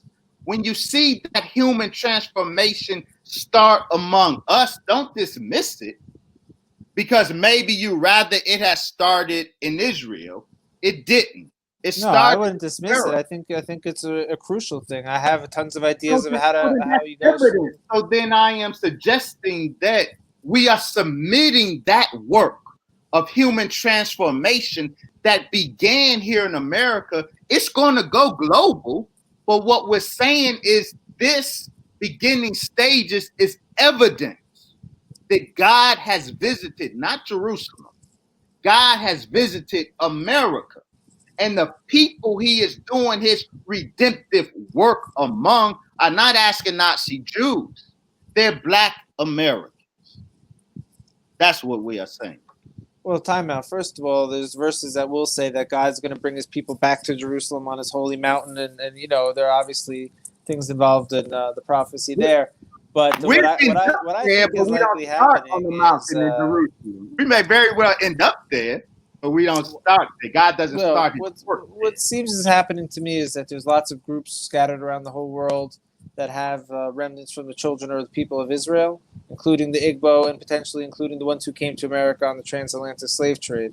And I think as a nation, we're going to try to seek to have a redemptive pattern for all of us, all humans. So I think to say that what you're basically saying is that all redemptive things that are going to happen in the future of humanity lies on the shoulders of one man and no one else. Scripture. I'm sorry, because you and I are not secular. No, I'm saying you're saying a specific man. You're saying the name of the man that it's resting on. Because God always raises up one man, Rabbi Harry. You know that the prophetic line is God raises up a man and gives his message to, reveals his will to. So, as scriptural people, you and I. So who was the man in the 1700s? I'm sorry? Was there a man in every generation, or does it skip 1,000 years sometimes? Well, I have not done that critical study. I don't know. But what I do know is that the man, right? However many men. It basically comes down to is your man the man or is someone else the man? And that's just going to be, we're not going to know until the whole story's over. No. But what I'm saying is, no. I'm saying is on the table, there's enough evidence for rational people to consider, to look at. And I'm saying that the work done by the Honorable Elijah Muhammad and the Honorable Minister Farrakhan, the work done among a peculiar people, the people who happen to fulfill the prophecy of Genesis. So we know this is the people. We know that work of redemption is going to be here. And I'm saying that there is enough rational people to consider that indicates that the work of redemption is done by these two men, the Most Honorable Elijah Muhammad and the Honorable Minister Louis Farrakhan. Okay, so I guess where we're going to come to on this topic is I do think that the African American is a peculiar people. You do look at the culture in America and the influence that they've had on music and speech and everything is because I went to public school as a kid, so I saw my first CD I listened to was Notorious B.I.G. Life After Death and ODB, and then I wore my Shaq jersey to school. And then, I noticed only looking back, like, okay, the African Americans set the cultural bar and standards for America. They're clearly a special people, beautiful people, with the music and the jazz and the spark and the soul. There's something there that other people don't have around the world. And they've affected the culture of the global world, which is a beautiful thing. So for me, it wouldn't be such a crazy stretch or far-fetched thing for, a Judean or someone from this community to either convert or to keep the laws of the people of Israel and to rise up and be a redemptive messianic figure. That could work with me to a degree. I could mess with that. But to start to say that it's this human XYZ and then you got to follow his man-made rules and interpretation of the thing, that's where I'm like, okay, that's where I draw the last line. So I think I'm with you like a lot of the way, which is great validation. We're on the same page. It's a good message to spread. But then I'm still, and it doesn't mean anything that this is my position. What does it mean for you guys? It shouldn't mean anything. But I'm just stating my position is once we start putting names out there as this is the person, I start to say, whoa, this can get real dangerous real quick. But if we are not secularists, you and I, we come to this conversation believing in God. You and I believe in God, and you and I believe in the God of the Torah. And you and I believe in the prophecies of the Torah. And so since you and I agree on that, then neither one of us should be adverse to the idea that there is a specific man that will be identified as Messiah. Yeah, that makes total sense to me. But What never makes no sense. No, that makes total sense to me that there will be a man. But alongside of that, how much that makes sense to me, it makes just as much sense that we shouldn't decide who that is until he does the job. But what I'm see, Let him do it. I'm lost. I am saying that the evidence is clear that the job is being done. It seems to me that your hang up, Rabbi Harry. No, because it's not good. America's not good right now. It's pretty crazy. I don't see any real signs of it could be from the darkest moments comes the light. I'm down with that. Because the president needs to listen to God's man. That's the point. I don't know. The president of the United States listened to and accept the divine guidance of the man that God raised. That's very risky. In America, that's very risky. But theology is risky, Rabbi Harry. Yeah, but a president running a country can't just take one man's word for it that God visited him. However, but the scriptures that you and I both That's believe very dangerous. in, but the scriptures that you and I both believe in has God raising up Moses and sending him to the government of Egypt. And I am saying, we are saying that and Moses was successful. So if Farrakhan or whatever is successful, then we know, okay. And because that never happened in history, Rabbi Harry, that never happened in history, that was prophecy. So the Moses that will go to Pharaoh, the governor, you're saying that's Elijah Muhammad's understanding. Exactly what we are saying, because that never happened in history. According to Elijah Muhammad. No, according to history. Well, according to Elijah Muhammad, that never happened, right? Because you're saying he was saying it's not a historical book; it's a prophetic book. No, sir. No, I'm saying something different now. Let me be real clear. According to all historical data, that never happened in Egypt 4,000 years ago. There was never a time when there was a 400-year sojourn of Jews in Egypt. Well, we actually teach it was 210 years. But the 210 would only align with not Jewish suffering in Egypt, but Jewish, i.e. Hyksos, rulership and abuse in Egypt. So the story of the great Exodus never happened in history. When we can cite all of the historical data, it's a fact. Now, because it didn't happen in history as an actual fact, that doesn't mean it is to be dismissed. It means that you should look for where that was fulfilled. And it was fulfilled in the black man and woman in America. Well, you're saying it wasn't fulfilled yet because Moses, well, I'm not even saying I agree with you, but Moses infiltrated the palace and did whatever he had to do. You're saying Donald Trump should let Farrakhan be the Moses, but he didn't do it yet. If President Trump is wise, if President Trump... So we didn't get the full Moses situation yet. We're still waiting for that prophecy, according to you. We are in the midst of divine drama playing out before our eyes, Rabbi Harry. It seems like we'll know the answer pretty soon then. But we can look at what has already transpired and reach a rational opinion if we are predisposed to disbelief. Now, it sounds like if what we described was taking place in a Jewish community here in America, I doubt you would be as incredulous as you are now. But because this is playing out among a people whom the world despises, there's a lot of incredulity, even though there's so much that aligns up with the scripture.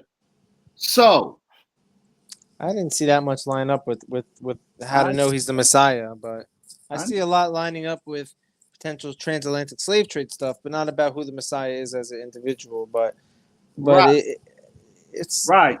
But if we agree that, because I don't even see proof that the Messiah would come from this group of people who went on the transatlantic slave trade from the text. I see God visits them, he helps redeem them, he helps build them up, he makes them great wealth, all those things. But I don't see anywhere it says in the scriptures that from this specific group of people come the Mashiach, the Messiah. Yeah. And so when you remember when Herod killed the boy babies looking for the Messiah? Who? Oh, Herod. Herod. Mm-hmm. King Herod. I recall that story. And J. Edgar Hoover destroyed every black organization looking for the Messiah. That I've never heard before. Oh yes, that's a fact. J. Edgar Hoover through his counterintelligence program targeted for destruction and destabilization every black organization in America. He was on the hunt by his own confession in the COINTELPRO documents. He was on the hunt for the Messiah. He destabilized black groups and organizations because he knew Messiah was coming up out of these people. J. Edgar Hoover is Herod in a fundamental way. So if you can agree that the transatlantic slave trade, that those ships identified the black man and woman in America as the people who would be carted off. And if you will agree, and you will have to if you are not prejudiced against truth, that no people has been in bondage. And by your own admission, you said 210 years, but the scripture, the prophecy says that people will be in bondage for 400 years. No people fits that description. In a strange land that isn't their own, no people fits that description but the black man and woman in America. So if you concede that point, and you concede that we have from the population in West Africa that was snatched, that we have lineage from ancient Israel, then you will bear witness that the work of redemption, that Exodus will come to and from this people in America. Well, if there's an Exodus, Rabbi Harry, then there's a Moses. If there's an Exodus, Rabbi Harry, there's an Aaron. Unlike the story of Egypt, the nation Moses and Aaron. Unlike the story of Egypt, the nation was together and they left together as one nation with their leader. But when you look at the scriptures, when you look at the scriptures, it speaks about the children of Israel coming from the west, from the north, from the east, from this part of Africa, from this part of China, from the northern islands. So you know what this is it doesn't seem to sync up with me what you're saying. Well, but none of that is part of the prophecy of Genesis. Right. So what I'm saying is the prophecy of Genesis doesn't really say anything about this will be the Messiah comes from here. But follow me. It just says that there's going to be a slavery, and you're going to, then God will come and judge and save you. But what it does say is there's a Moses and there's an Aaron.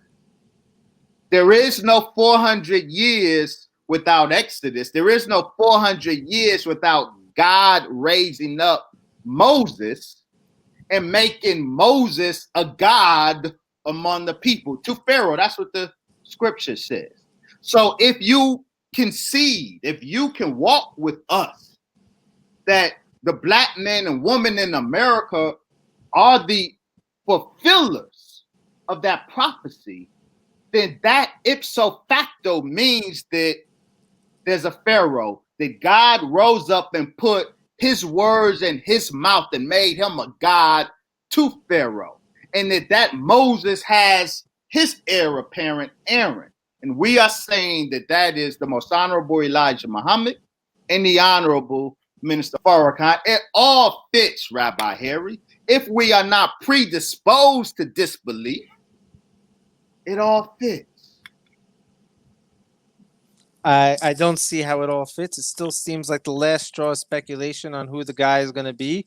We could definitely, you know, I'm optimistic about it.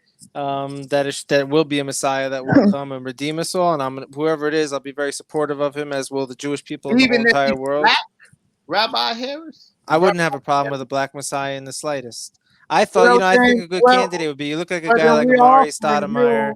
He's studying Torah law. He could be a good Messiah. Who?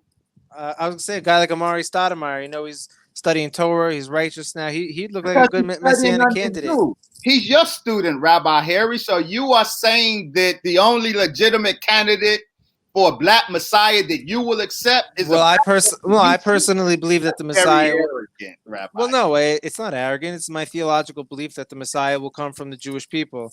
So, you know, that's just my belief. I'm not saying you're arrogant by thinking your guy's the Messiah. It happens to be the one black man who's your student, your personal student. I was throwing out an example. You are teaching him Judaism. Well, no, first of all, he's not my student. He's got a lot of people in his life. But that's my brother. I love him. I got great respect for. Right. I was just using that as an example of me supporting Amari Stoudemire. What? That was an example I've thrown out there. It could, like I say, it'd be if Kendrick Lamar became a Jewish guy, I'd be like, oh, Kendrick could be a Messiah for sure. The Messiah is not an entertainer. The Messiah is not a ball player. The Messiah is the source of divine guidance to the nation. Well, someone could have been a ball player, and then he's gonna change his ways. So we judge. Just like you were saying, what's going to be the process in the future?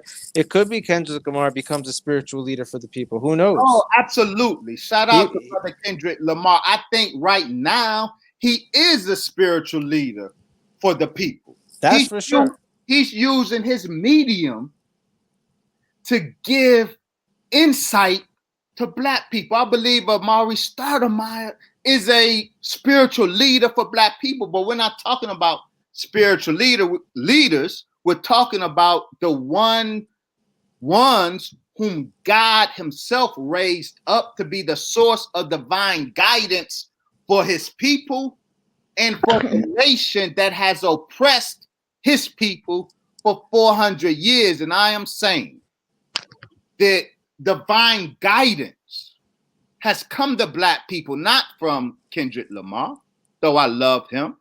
Divine guidance has come to black people, not from Kanye West, though I love him.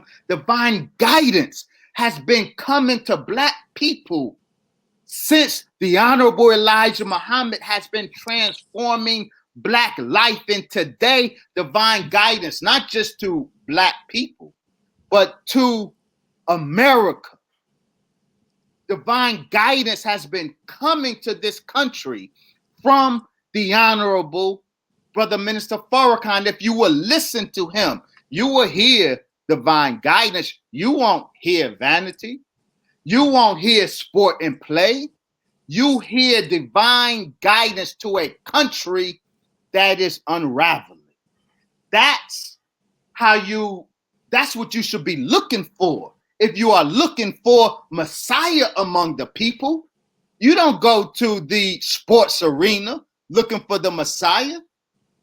You don't judge the Messiah based on how many points, how many baskets he can make. You judge Messiah. You judge. Well, you're judging based on what you speculate is going to happen in the future. You're saying this guy is going to bring world peace, X, Y, Z. He's going to be the one to do it. So don't put a guy like what you're doing right now is you're essentially saying all the kids playing basketball or rappers are saying you can't be a spiritual leader for people. You can't change. You can't grow. Rabbi Harry, those persons are spiritual leaders. I said those persons. So how come they can't? How come they can't level up and become a Messiah? Why is that already boxed? They absolutely can. So we are taught by the Most Honorable Elijah Muhammad that when the scripture says, God says, I will send saviors, plural, after them, that every black man and woman has the potential to be savior. Absolutely. every black man and woman. In fact, that's what redemption looks like. That when a black man goes from being a black man and woman, goes from being persons of simple sport and play to be spiritual saviors for their people, that's part of the redemptive process. And yes, every single black man and woman in America has that as a call of duty, in fact. What I'm saying is that I'm not saying that the Honorable Elijah Muhammad and the Honorable Minister Farrakhan, that their credentials are based on future events. I'm saying that their record now is evidence of who they are. Their record right now is evidence that they are the ones who have been the engines of human transformation, i.e. redemption, among black people in America. It's their record of what they did do, not speculation about what they may do in the future.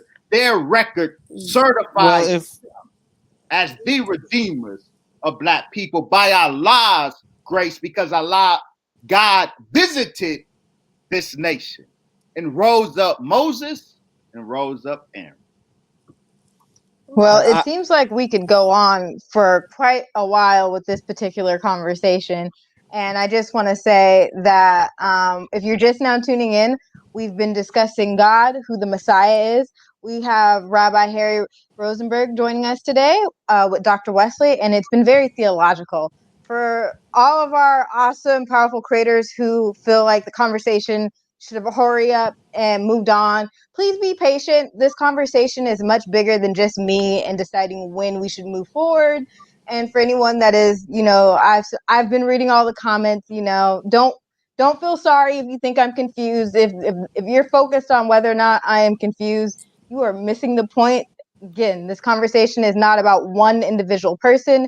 This is a historic conversation that's never happened before. And we should, be honored that two individuals are devoting so much time to us right now to educate us and to go through their different theological perspectives versus rushing for an end conclusion, right? So I just want to say that, and thank you all for tuning in. We have a lot of viewers right now.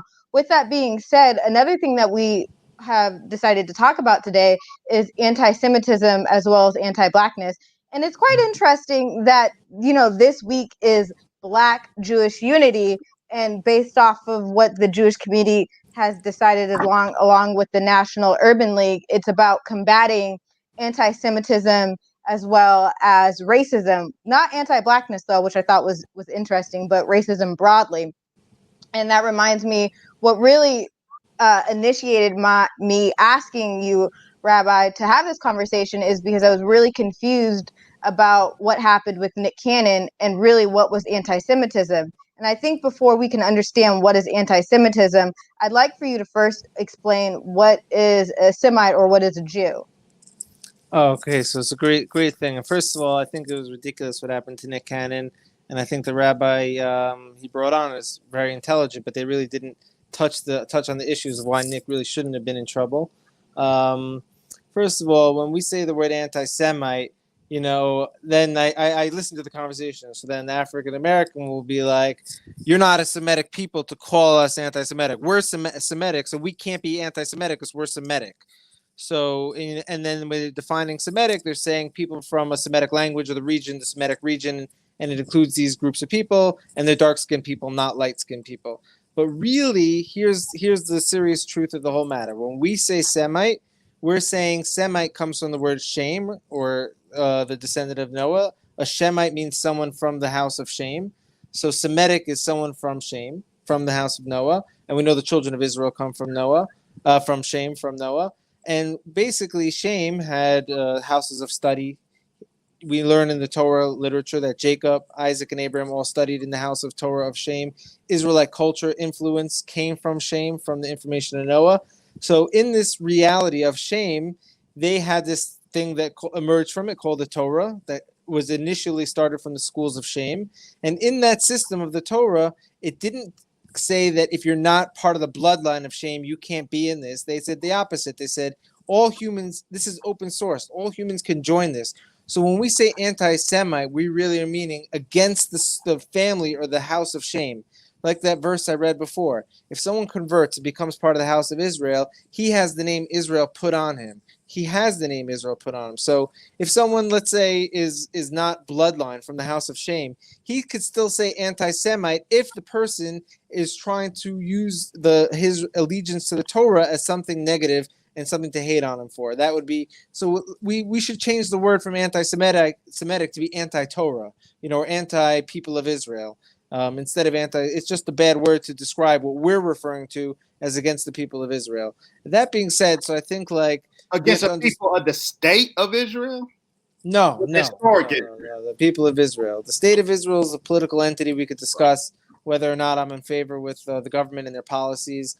I know for sure my ancestors were settling the land of Israel before the Zionists got here. So I have a theological and political claim to the land that predates Zionism. So I don't think Zionism and Israel should be looked at as a marriage partner.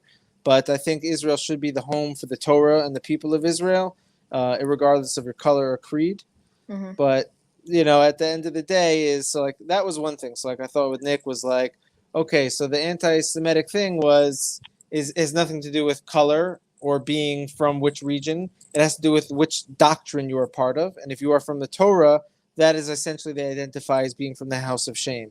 But secondly is, getting called out for Zionism stuff.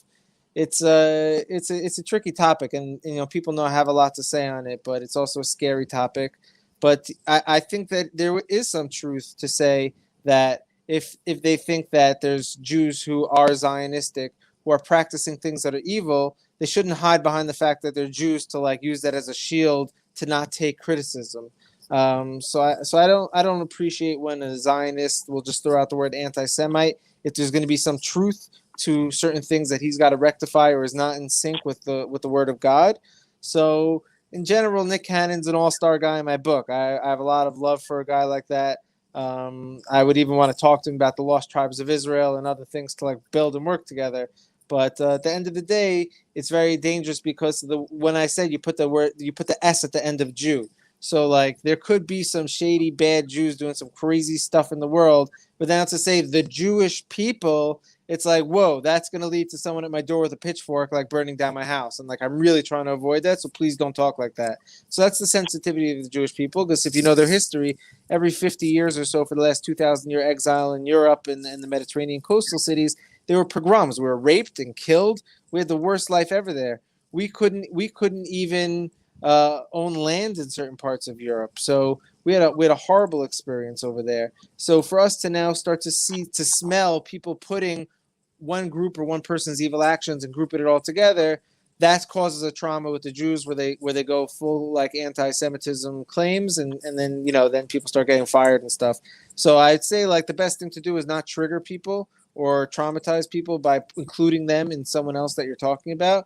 We have to learn to discern where there's actual evil practices and evil culture and separate that from the Jewish people and the people of Israel who are studying Torah.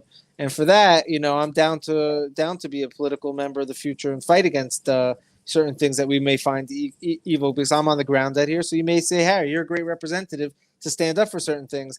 And if I say it, it would be anti-Semitic because I'm Jewish. That's already backwards in itself. But I'm willing to go in there, take one for the team and say what needs to be said, but it can't include the collective Jewish people who the majority of them have nothing to do with this narrative. And if I even told them about certain things about what's going on with, certain principles of Zionism that we may not agree with, it would be news to them. They'd be shocked. So it's not like they're all in the debriefed about that. So the Honorable Brother Minister Farrakhan and we who follow him in the Nation of Islam, we agree with your premise, Rabbi Harry. The Quran speaks of the people of the book, the Jews, the Christians, the Sabaeans, those who do good. They have their reward with their Lord. So you are correct. No indiscriminate blanket indictment can be made, nor has the Honorable Minister Farrakhan never made such an indiscriminate blanket indictment. There are Jews who have a relationship with the Honorable Brother Minister Farrakhan to one degree or another. And it's a good relationship. They are not evil doers. And I offer this in terms of the question of anti-Semitism. Amy Goodman asked Shulamit Alani, the Israeli politician, she said, Amy Goodman, yours is a voice of criticism we don't often hear in the United States. Often when there is dissent expressed in the United States against the policies of the Israeli government, people here are called anti-Semitic. What is your response to that as an Israeli Jew? She answered, well, it's a trick. We always use it. When from Europe someone criticizes Israel, we bring up the Holocaust. When in this country, in America, people are criticizing Israel, they are called anti-Semitic. The charge of anti-Semitic is a trick. The charge of anti-Semitic is to distract from criticism, even legitimate criticism. The Honorable Minister Farrakhan has never indiscriminately criticized. He has appropriately and legitimately criticized not just evil Jewish behavior, but evil Muslim behavior, evil Christian behavior, but he spends most of his time among Black people.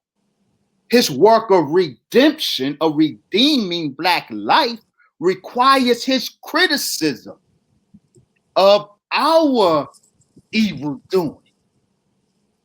But when he criticizes the evil doing of certain Jewish persons, evil done to Black people,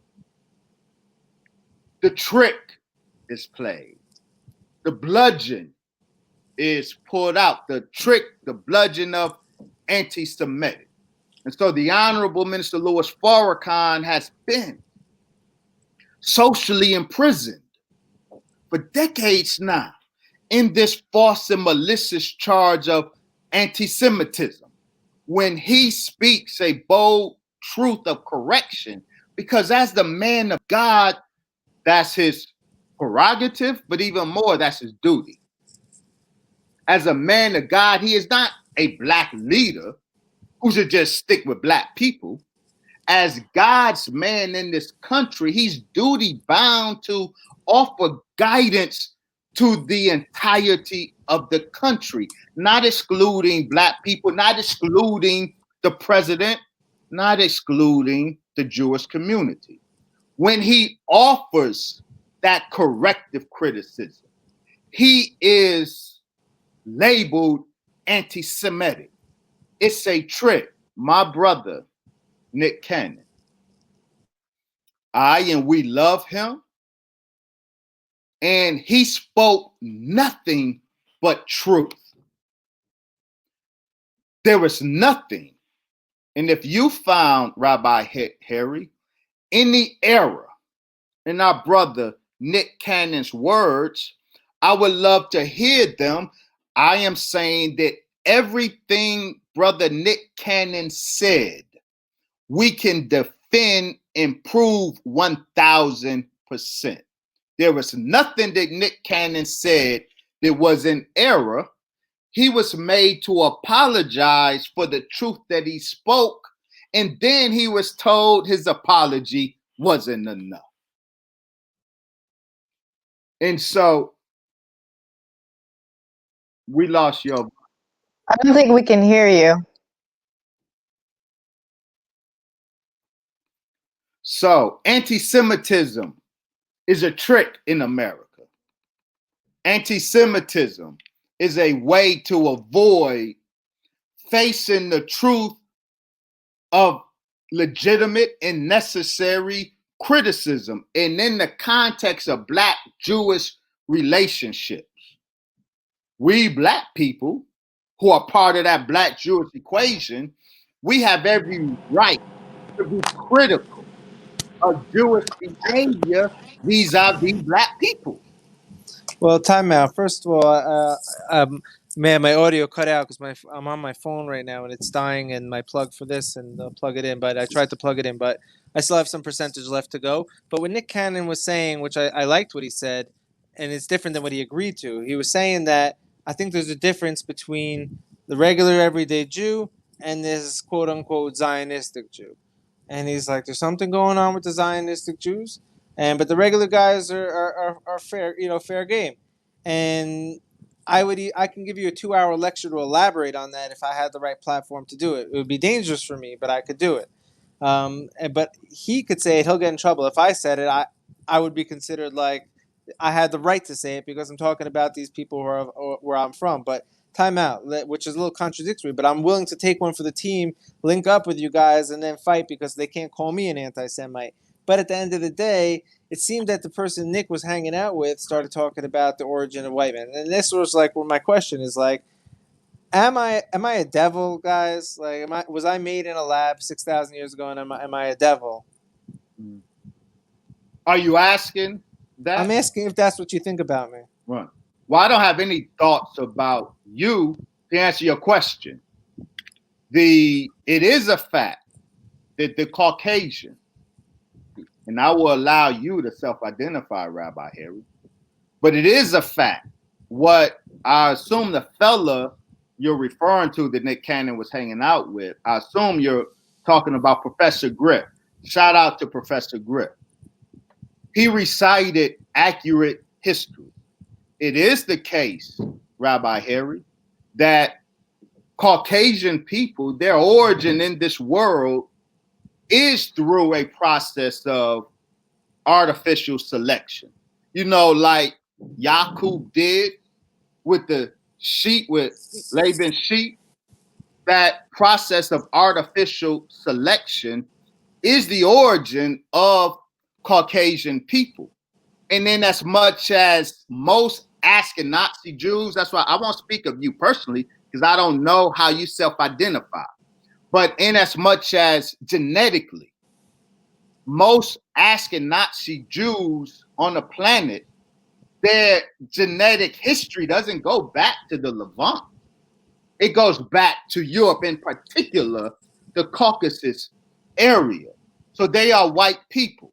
And thus, product of the artificial selective mating program that went on 6,000 years ago in or on the island of Patras. Right, and I read about it. It was. You want to get back to Yaakov, we started. God Yaakov. So time out. I read the history, and I'm sure everyone listening to you knows your narrative. But I just want to ask a few questions. Yeah. So it doesn't matter Jew or not Jew because I'm white, so I was grafted on this island. I'm not a real human, and I'm a devil. That's what you guys are thinking. Like, you're calling me out for like a Talmudic statement of like maybe this one black tribe in Africa is this, and then you're like, oh, you guys are mad shady. It's leading to this. But on the other end, like, hey, I'm just a devil. No. Don't put words in my mouth, Rabbi Harry. I never. Well, I'm trying to suggest, is this what you're seeing? You. No, sir. No. But that's kind of that. Well, I want to know if I'm a devil in your eyes. No, because I'm from this island. I wouldn't mind. I wouldn't get offended. I'd be okay with but that's not the point.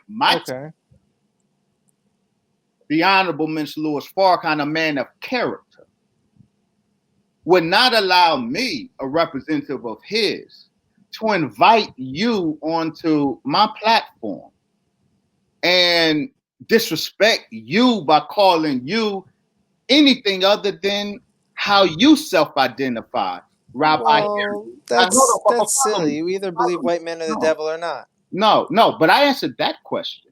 I don't make any proclamations about you because I don't know you beyond your. Forget me. Is the white man the devil? The white man absolutely is the Okay, devil. I'm a white. Look at If look you at me. Look at self-identify this. with that, if you self-identify No, this is with that, then it applies. But that's your no. self-identification. You're letting me. Okay, you know what? I self-identify as an African American. How you feel about that? Oh, you can't do that. Well, no, he said, But it's I'm a trendy. white man. I'm a white But it's guy. What are very you? trendy. I'm a White white guy people here. self-identifying as African American. So I'm not. If the white man's the devil and I'm a white man, this is geometry. If 2 + X is 3, X is 1. Yeah, that's fine. If white man is the devil and I'm a white man, I'm the devil. Well, is that what you're saying? So I'm happy to accept. But do you see how that's a little crazy to me that you're calling me out for like one verse in the Talmud, but really I'm the devil? No. That's like I didn't even calling you out for this, but you spent 2 hours calling me out for this little thing. That's tricknology. That's like Rabbi blowing Harry. my mind right now. That's tricknology, Rabbi Harry. You cannot say that you came on Brother Wesley Muhammad's platform and he ever called you out. That is not my Well, you're a way. nice guy. You're trying not to hurt my feelings about being a devil. No, absolutely not. I'm not interested in your feelings.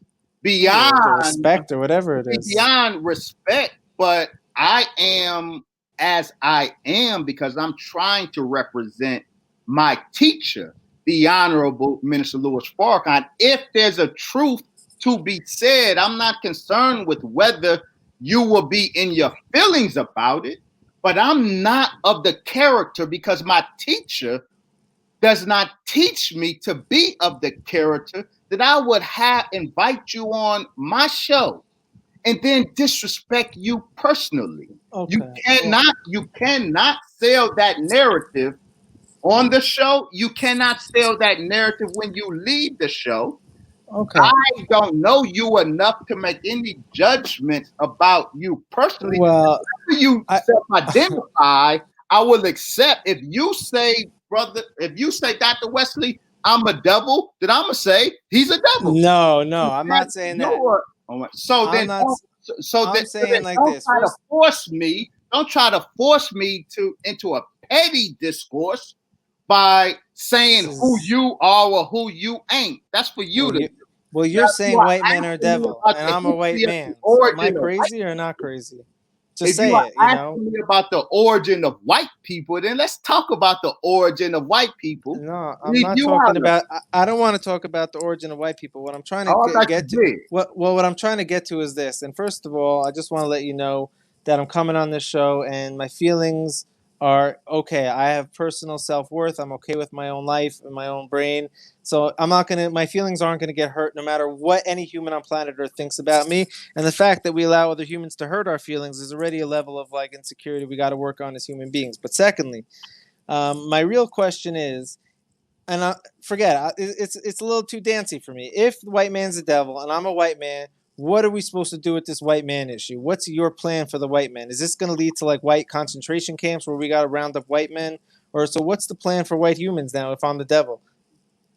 So the scripture says, okay, vengeance is mine, saith the Lord. So when God promised in the Genesis prophecy that after the 400 years, he will come and he will judge that nation, that judgment, however that looks, is in the hands of God. That question is way beyond, and those considerations are way beyond my pay grade and our pay grade, Rabbi Harry. God mandated, the duty God gave to us is to grow and evolve to be like him. The judgment and the justice that is coming to white people, that's in God's hands. I'm just switching between my mic and my charger so my phone doesn't die, and then everyone's going to think I'm running away. So first of all, what can you tell me your definition of the devil? Like, what does it mean to be a devil? Yeah. Do I not have access to be righteous? Am I locked out? I don't know. Only God can answer that about you. See, that's why I'm saying you're I'm in not. touch with the I don't. Messiah of the world. Yeah, Apparently, your teacher's you the keep Messiah. You got to know personalizing. some of this Remember, stuff. you keep personalizing it, Rabbi Harry. Why As shouldn't if I? you If white are. man's the devil and I'm a white man, how is that not like where Maybe I would you be are. Maybe insane you're to not. I not. don't know. I'm a But white man. I but think maybe I think like a listen, black man, but I don't know. But it's not for me to decide. You guys could so, tell me. But I'm white. Look at my skin. your personal fate, that's way beyond my pay grade. That's between you and God and the God who came. I have no access to that knowledge, Rabbi Harry. Okay. Well, getting back to anti-Semitism, I will say I've noticed that there are differences. Even earlier today, when we were talking about the rabbi who blatantly called Black people monkeys, right? It was just kind of swept over. And it seems that anytime a Black person says perhaps they are the original Jew, it's seen as anti-Semitic. Or if they criticize and say that there's a secret relationships between Blacks and Jews and Jews own Hollywood, that there's a real threat of financial insecurity and job loss. However, if anyone perhaps from who are Jewish say anything, it's a misunderstanding, kind of like understanding what the rabbi actually meant when he called Black people monkeys. I always get confused by that, and I still don't understand then what is anti-Semitism, but I understand the anti-Blackness of what is said. Oh, you muted yourself. You hear me now? Yes. Okay, great. I mean, just again, that was a Talmudic tractate about when you say a blessing over a Black person, and the only time you say a blessing on a Black person, the Talmud says, is when there's two white parents and give birth to a Black child. Obviously, today that's probably be funny to be like, I'm sorry to tell you, Dad, that you're probably not the dad, but this was talking about a case really where there were two white humans who gave birth to a Black child. You say a blessing. And next to that blessing, you say blessings overseeing a monkey, you say overseeing an elephant, and overseeing other wild, rare things that you wouldn't normally see. So that was like how it all got grouped together. So the rabbi, I don't think was trying to be racist or anything, but it was poor taste. But I just want to go back to like my main question, because I'm not cool with racism. So I'll stand up and call someone out if they say something racist, but I'm just so confused now how you guys could possibly make this a point of contention when the whole entire basis of your messianic movement relies around the fact that white people are devils. So it's like, that is just so contradictory to me on principle of like, I'm not even saying I want to have something in my Talmud bad about Black people. I don't think there is, and I wouldn't, and that's not my vibe, but there's like a little smell of it, like a little hint of it. And you guys are making a very big deal about it. But at the same time, you're calling all white people devils. That is the most hypocritical thing in the entire universe to me. Well, let me say this. You asked a good question. I want to answer that. What is a devil? That's the right question. I want to answer that. But Okay, also I'm gonna charge my phone while you answer. Then I'll plug it back in. And I also want you to understand the context of my bringing up Rabbi Yosef's comment about blacks and monkeys. I did not offer that to say, look, these people are bad. Remember, I wanted to engage you on the question of theological racial justice. Right? And we're talking about, on the one hand, there's this very widespread, though esoteric, Jewish tradition of divine black skin kept to Jews. Well, on the other hand, there's a tradition of black skin as a curse. And I raised that in the context of the discussion of theological racial justice. I brought in Rabbi Yosef's statement because it seemed from you that you were trying to pigeonhole and isolate the Babylonian Talmud's authorship of that malicious and fraudulent curse of Ham narrative. It sounded like you were trying to minimize that. So I brought this other case in just as an illustration. An illustration, not necessarily to say Rabbi Yosef was racist. That was the point I raised. The point I raised was his response to all the controversy was, I just read it in the book. Now, what is the devil? That's important. A devil is any live germ grafted from original. Any live germ grafted from original. So the process of graftation makes devil also. Devil is known by its actions. The actions of devil are not just wicked by human standards, but the actions of the devil are opposite those of God. So you can tell the devil where God says don't do, Satan says do.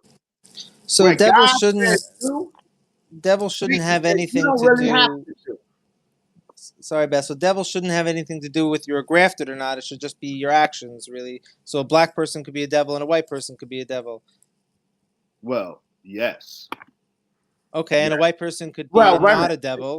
The second part of your question is yes. Black people in America absolutely were made devil. We were born in the sin. What about? Let me finish. Okay. Right, let me finish. Sure. Yeah. We were born in the sin and shaped in the iniquity of American white supremacy. We are the product before God's visitation. That's why this process of redemption is important to see it for what it is. Before God's coming, we were a people that were made absolutely devil. We were made in the image and likeness of the American white supremacist. So we absolutely were devil in our action. What about, let's say, a warlord in Africa who's chopping the fingers off of little kids if they don't get enough harvest on a certain day, and he's just raping people and doing the worst things? He's evil, but not a devil, you would say, because he wasn't in America being influenced by white people. And so is that what you're saying? No, that's not what I'm. Well, that's why I'm asking if that's what you're saying. I'm not trying to say that's what you are saying. No. I'm trying to get to the bottom of what you believe in, because it seems to you're saying the only black people who could be devils are the ones who were in America who were around white people who were devils. No. Okay, so a black person anywhere on planet Earth could become a devil. You asked me about black people. I assumed you were talking about. No, I'm talking about can an African in Africa be a devil? I gave you an understanding of the condition of black people in Forget America. Let's talk about Africa. Devils. So let's be real clear. Anything grafted from original is devil. Now, all across Africa. It's funny because OG Kush is, considered the better stream, but it was they did a lot of grafting to get there. I didn't get that. No, I was just kidding. Marijuana. I was saying like OG Kush is like in the rap songs. It's like the best thing. All the rappers love it, but that that's wasn't the original. That's grafted weed. That is double. That's a double plant. All right. I was just kidding about that. I was just kidding about that. Holy herb, cannabis, and then the grafted plant, that's a double weed. That's a great illustration because that same process plays out in human beings. Grafted from original is double. So now your question about Africa. All over Africa, you have a continent suffering from post-colonialism, Rabbi Harry. So much of what is African today is the product of European colonialism, mentally, spiritually, economically, socially. So there's a lot of black face grafteds on the continent of Africa, absolutely. The aping of the ways of our oppressor. We in America have been made devil because we ate the ways of the American white man. We ate the wicked ways of our oppressor. over in Africa. Many of our people are aping the ways of our former colonial masters. And so So you're there's a saying there lot of was rape and there's a lot never of humanity going on over there because over in Africa, they are the students of the inhumanity of the European that was visited upon them. Are you trying to say there was never black on black, war crimes in Africa prior to white men influencing them? I'm not saying that. No, I'm not a romanticist. I don't Okay. romanticize about Black Africa. I don't romanticize about Black America. But I am saying this, what the process that gave birth to the Caucasian people,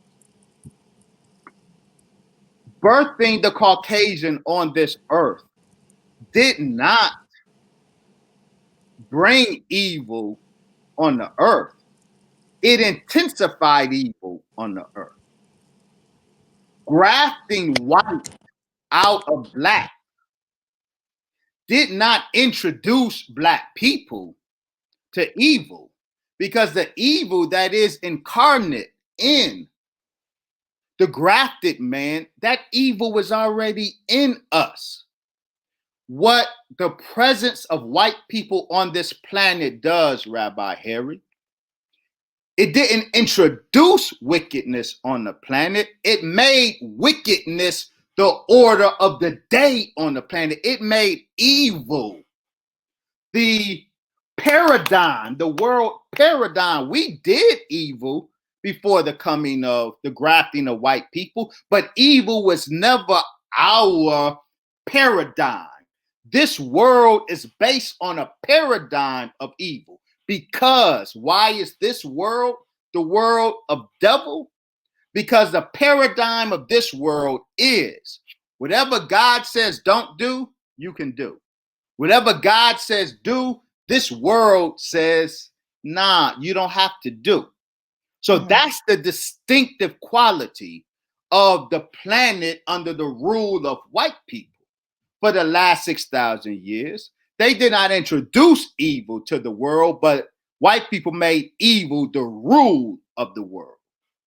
Correct me if I'm wrong, but I think, well, I feel like I'm noticing a pattern, and I've noticed this pattern also on like older interviews. I've seen the Minister Louis Farrakhan be interviewed by the Don Huawei show, Barbara Walters, even when we think of today with like Carl Tuckerson or Tucker Carlson, I mean, even sometimes Candace Owens as well, that when there's discussion specifically around anti-blackness, the conversation always seems to shift to either one of black responsibility of black individuals killing each other, or perceptions of white people being inherently bad, and then it goes away from the root of anti-blackness and addressing that. And I could be totally wrong if that's what's occurring right now, but it almost seems like we are now morphed into a conversation on whether or not the white man is the devil and it has been grafted versus anti-blackness and anti-Semitism. But again, if I'm wrong, please correct me. Very great point. Very great point. Oh, you're muted. Rabbi Harry. Sorry about that. I just think it's so crazy to really make these points of contention you're making, which are valid about racism and all this stuff, but yet your whole doctrine is about a race being superior to another one. So I'm not racist personally. I love all humans. But if someone told me that they think one color is righteous and one color is the devil, I'd say, well, it seems like you're the racist. So I'm not here calling you guys a racist, but it would seem like, based on paper, what I believe personally as Harry and what you believe personally as Dr. Muhammad, it would seem you would be the one who takes color and race into consideration of who's superior to the other one. Correct me if I am wrong. I shall. I'm pulling something up. Hold on. Because this, and it just hit me now, this is the craziest thing in the world to me, that this is happening right in front of everyone's face. It's like you're pointing your finger, and maybe you learned it from us. Maybe white people were so racist it taught you to call us the devils. Like, it could be this is some psychological messed up situation. But I was born in the 80s in a generation that didn't, I went to public school, Chinese friends, Indian friends, black. I don't see colors. I just see humans, and I give charity to humans across the spectrum, and I love humans across the spectrum. There's not an ounce of hate in my heart, but it seems like I'm talking to a group of people who is certain that the white man is the devil. So this for me is a new point of understanding of if we're gonna have like a woke meeting at the table where everyone's like gets to the table, it's like the new woke generation of people ready for love, freedom. How could there be a seat at the table when one of your preconceived notions is I'm a devil? Right. Right. So, Rabbi Harry. And for me, that's like the peak of this whole conversation. This is where I'm at, and this has to be addressed somehow. But right, and so let's. I wouldn't even care if I'm the devil because I'm like, that would be fine with me. But it still would be like, don't call me racist or don't call. But so let's address it. I sense from you, if I can be candid, Rabbi Harry. Anything. I sense an insistence on your part to feign victimization. No, the opposite. You keep bringing up a point that there's racism, and I'm like, how are you saying it? You're the one who believes I'm the devil, so I'm not bringing it up. I'm just responding to you. Okay, yeah, I'll let you explain. You're right. I'm sorry. Example. Let you explain. Because you insist on nothing you have gotten from me, nothing you have gotten from Sister Janita. You've been on our platform. It's 4 hours now. You guys are very diplomatic and nice. No. I'm of good character. Okay. And see, you trivializing that point, right? You aren't treated diplomatically. You are treated with the respect that you deserve. Oh, no, that's so silly. It seems like you are searching for. No. Let's say I write a book, and in my book, I write all about that the black person is a way lower form of human than the white person. The black person doesn't stand in the evolutional scale of the white person. Let's write a whole book about this. And now I'm talking to you, and I'm going to treat you like a nice guy, but you're still going to look at me and be like, yeah, but you still think I'm lower than you on the chain. Right. So like, it's fine how you treat me. But you keep quoting you, and you never quote me. You said white man of the devil. Right. You have a habit of quoting you and putting your words in my mouth. Well, let me know what I said that was wrong. And even when I clarify what I said and I remind you of what I said. You said I'm not the devil, but the white man is the devil. That's what you said. Absolutely. Okay. I'm just making sure that's what we're saying. And you asked me a legitimate question. What is the devil? And that's the right question. And we are analyzing that question. Now, your insistence, one of trivializing the respect that I'm showing to you. No, God forbid. God forbid. No because way. I need you to understand. I'm telling you, you don't have to show me respect. I'm chill. I'm like, good. I don't need the respect. Just let me know what it is. Take off the gloves and tell me if I'm a devil or not. You don't understand the students of the Honorable Mr. Louis Farrakhan. I'm not being diplomatic. It's more insulting to treat me, like, just tell me. No. I'm telling you, Rabbi Harry. You clearly aren't familiar with the level of character that the Honorable Mr. Louis Farrakhan I respected it. Followers. It's fine by me. You're having difficulty. No. I think it's great that you're nice and you treat people with respect. That's great. No, right. It is, except you seem to think that it's because I'm being diplomatic, because I don't want to hurt your feelings. I'm not cut like that. I'm in the process of being cut and chiseled into certain type of human being that God wants Black people to evolve to. I understand you may have had some engagements with Black people who have not put themselves under God's will in the hand of God's man, the Honorable Minister Louis Farrakhan. But be real clear, Rabbi here. We respect you. We don't fear you.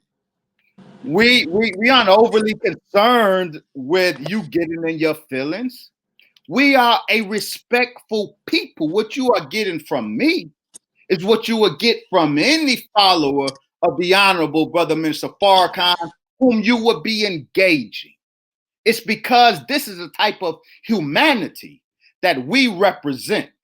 This is an illustration of, very tiny, but an illustration nonetheless, of the human transformation that God is affecting among Black people through his man, the Honorable Brother Minister Farrakhan. So your insistence on being victimized on this platform, it falls flat. You will never be treated as anything other than a guest in our house. I don't feel victimized on your platform, just to let you know. But you seem And I want I also, crying no, I also victim want a lot. of how Jews, when we talk, like we go in hard, but it's not personal. So if I get if I'm making But a you point, insist on personalizing it. no, what I do think is the most ridiculous thing that we're dancing around the elephant in the room is that if I wrote down or if I believed what you believe, you would use it against me as a point of racism. Absolutely not. You got us confused with Negro. No, because you're wrong, because you're already using small examples from the Talmud to show that from this stems anti-black mentality, and the suffering of black comes from these things. Again, and I explained to you, Rabbi Harry, the context in which I invoked those passages. It wasn't that context. I wasn't making the point you're making. I was not making a point you're making. I was making my point with those illustrations. And you want to, it appears, impose your thinking on us. Let me be real clear. Well, we are not, we in the Nation of Islam, we are not offended by talk of superiority, inferiority, double God, whichever direction it goes. We are not sensitive like that. We have a different approach to such discourse. Racism and evil isn't in words. Racism and evil is in deed. I did not cite the Talmud as an example of evil. I cited them in the context of the discussion of theological racial justice. Okay. Is it not theologically racist for you to say that you are superior than me because you are the original strain and I'm the grafted one? I'm sorry? Is it not theological racism for you to say that you are the superior being and I am the lower form because I was grafted? Again, you never heard those words. I'm asking you a question. I didn't say you said that. I'm asking you a question. No. No. Superiority and inferiority is not determined by color of skin. Especially, let me answer. Okay. We can speak for ourselves. Oh, so by all means. Especially in the context of America, in American race relations. Any superiority that I will have over any human being will be based on my fidelity to the will of God and righteousness. Failure to live up to the standard that God brought for me and Black people in America, ipso facto, makes me inferior to any other human being that would be faithful to the will of God. So superiority and inferiority is not a race thing today. Absolutely not. That's not mine, and that's not this. Okay. I have a question. the collective history of white individuals going to pretty much every country that they went to. They've colonized, dominated, raped, murdered under manifest destiny. To call that out and to say that those actions in of themselves are devilish, is that I'm not quite I would like to be educated on how is that racist, right? And then Well, how no, is it that's not racist. okay.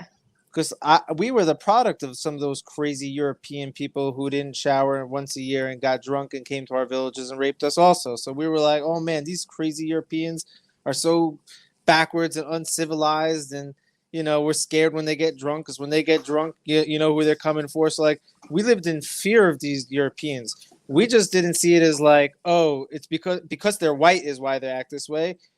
That like wasn't the connection we made. But for sure, you can speculate on the history of white European men, on the evils that they've done across the world without being called racist.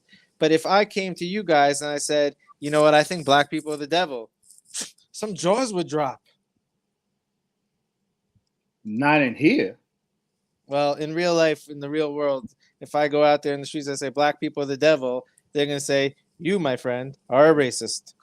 I don't know, because just going through higher education, you go to those classes. I've had classes where they pathologize black individuals, say we're hyper violent, hypersexual, right? And like, you'll just be sometimes one of the only black people in there, and it's actually really normal to be in a school system and just to hear that as a black person. I think it's different to say speculate on what's happening in a culture based on observing a culture, which it's not my expertise, but to say, hey, we're observing this culture and this is the takeaways we're getting from it, is not racist but it's different to say, hey, blanket statement, black people are devils. Is much different than to say we see in this society this is how they're acting, is much different than me saying black people are all devils. And if I said that, I couldn't even imagine. And so this was a great conversation. We're 4 hours in. I'm tremendously humbled and honored that you would engage us, give us so much of your time, Rabbi Harry. I think we have a tremendous amount to chew on and to parse and to learn from. Are there any closing remarks you want to make and offer us before sure. we sign out? My final points, I would say, are I believe that the ancient prophecies of the God of Israel are being manifest before our eyes in terms of the house of Israel awakening from different races, religions, and peoples uniting. I don't see any other platform or religion in the world uniting colors and religions as is this Israelite ingathering is. I think that people returning to the land of Israel and rebuilding it is prophetic, and then finding tribes around the world waking up is prophetic. My goal for this, and my goal moving forward, is to be a facilitator in any way I can in the reawakening of the Israelite spirit of the African American, and forgetting religion, forgetting Talmud, forgetting all those things, figuring out how we could decentralize, get resources, stop funding entities that are financing wars, putting poisons in our body. If you had that conversation with me and that was like what we spoke about, it would have a bigger effect than if we spoke about what we did speak about. Even though I think a theological conversation is beautiful, I think we're in code red. So it's like when the canoe's going off the waterfall, it's not the right time for the conversation, because we got to figure out how to stop the canoe from crashing. So I think that we are in a very small window of time right now where we have human freedoms that may one day be taken away from us. And whether it's white people or Jewish people or Zionist people involved in that, like I said, I'm willing to get my hands dirty and fight the battle for the good fight. So the next time I hope I can talk to you, I'd love to talk about how we're actually going to mobilize for the decentralization, where we're going to make our own electricity like Nikola Tesla was trying to do. We're going to make our own food systems, and we're going to figure this out. And then I promise you and me, we can sit down with the scriptures open and we could break bread and prove each other's points and look at the Hebrew words and the Latin words and do all that. But until then, I think that a stumbling block to get there, and I don't want to be the low blower, a stumbling block to get there may be the preconceived notion that I'm a devil. May be a very tricky thing, because I'm not coming to the table with preconceived notions. Even though I could be you're a genius with your words. You're trained with absolute genius of how to speak like a real proper awesome good human, and I love it and I respect it. But at the end of the day, all the way you talk, it doesn't have so much of a value to me. If deep down inside, I know somewhere that you really believe I'm the devil, and I know I keep saying it, but it takes away from how nice you are as a human. Even though I think like you'd be the guy. If I needed $10, you probably loan me. You're a nice guy. You're a great guy. But at the end of the day, you believe I'm a devil. So how could we get to the equal table position here? And in your narrative, I don't think I'm included in that, and that's fine. For me, I'm not offended, and I respect you guys. I respect Minister Farrakhan for the good he does for his people. Your people should have protectors and the people who look out after them, and they shouldn't be persecuted without people getting their back and exposing injustice. So for that, I give him all due respect. And as far as the messianic stuff goes, we'll see, who's the Messiah when world peace comes. That's all speculation in my eyes. And I guess those are my final statements. And I just want to apologize. I cut you off a lot of times. No. I'm just saying nothing to apologize okay. for. I just want to throw it out there. Engaging exchange. Yeah. It was an Okay. exchange. Nothing personal, and you and your host also was extremely lovely and pleasant in the way she spoke. And on that note, if there's anything I could help do to make comments about Zionist people when you don't want someone to get called anti-Semite, I'll say it for you guys. I'll be your mouthpiece, like your white mouthpiece that you could use to go in and fight that battle. So you guys could tap me in when the time's right. And otherwise, that's it. I'm just trying to stay humble and be a good servant of the Most High. Well, thank you. And friendly reminder, people, the rabbis, we just put it back there. Yep. His website is itribe.us. You also offer an online course, right, that's accredited? Right. I have an online course on the Lost Tribes of Israel at losttribes.education. So if people want to just get firsthand account of who's who, where they are in the world, what prophecies they're potentially filling, it's a free course. If you want college credits, you can get college credit for it. The iTribe undergrad, website, right? Yes, undergrad degree. iTribe website I mentioned to you is our efforts for this decentralization, is a mapping platform where communities are registering, and then what we do is channel international philanthropy. Instead of going to projects that aren't meaningful or impactful, it would go to communities to build them greenhouses, electricity systems and stuff. So let's say I have a community in Chicago that comes up to me and says, we got an abandoned lot that, and by the way, they did this in Cleveland. I'm just going to give a shout out to I think it's called the Green Ghetto. It's a farm in Cleveland that was once an abandoned property where there was drugs and in an African-American community. And it was a very bad neighborhood. And they turned this empty property into a greenhouse, and they're making fish and plants, and they transformed the whole entire community. So what I want to do is create a highway between serious money or philanthropy, especially in the Jewish world, to your everyday community in America who's going to get.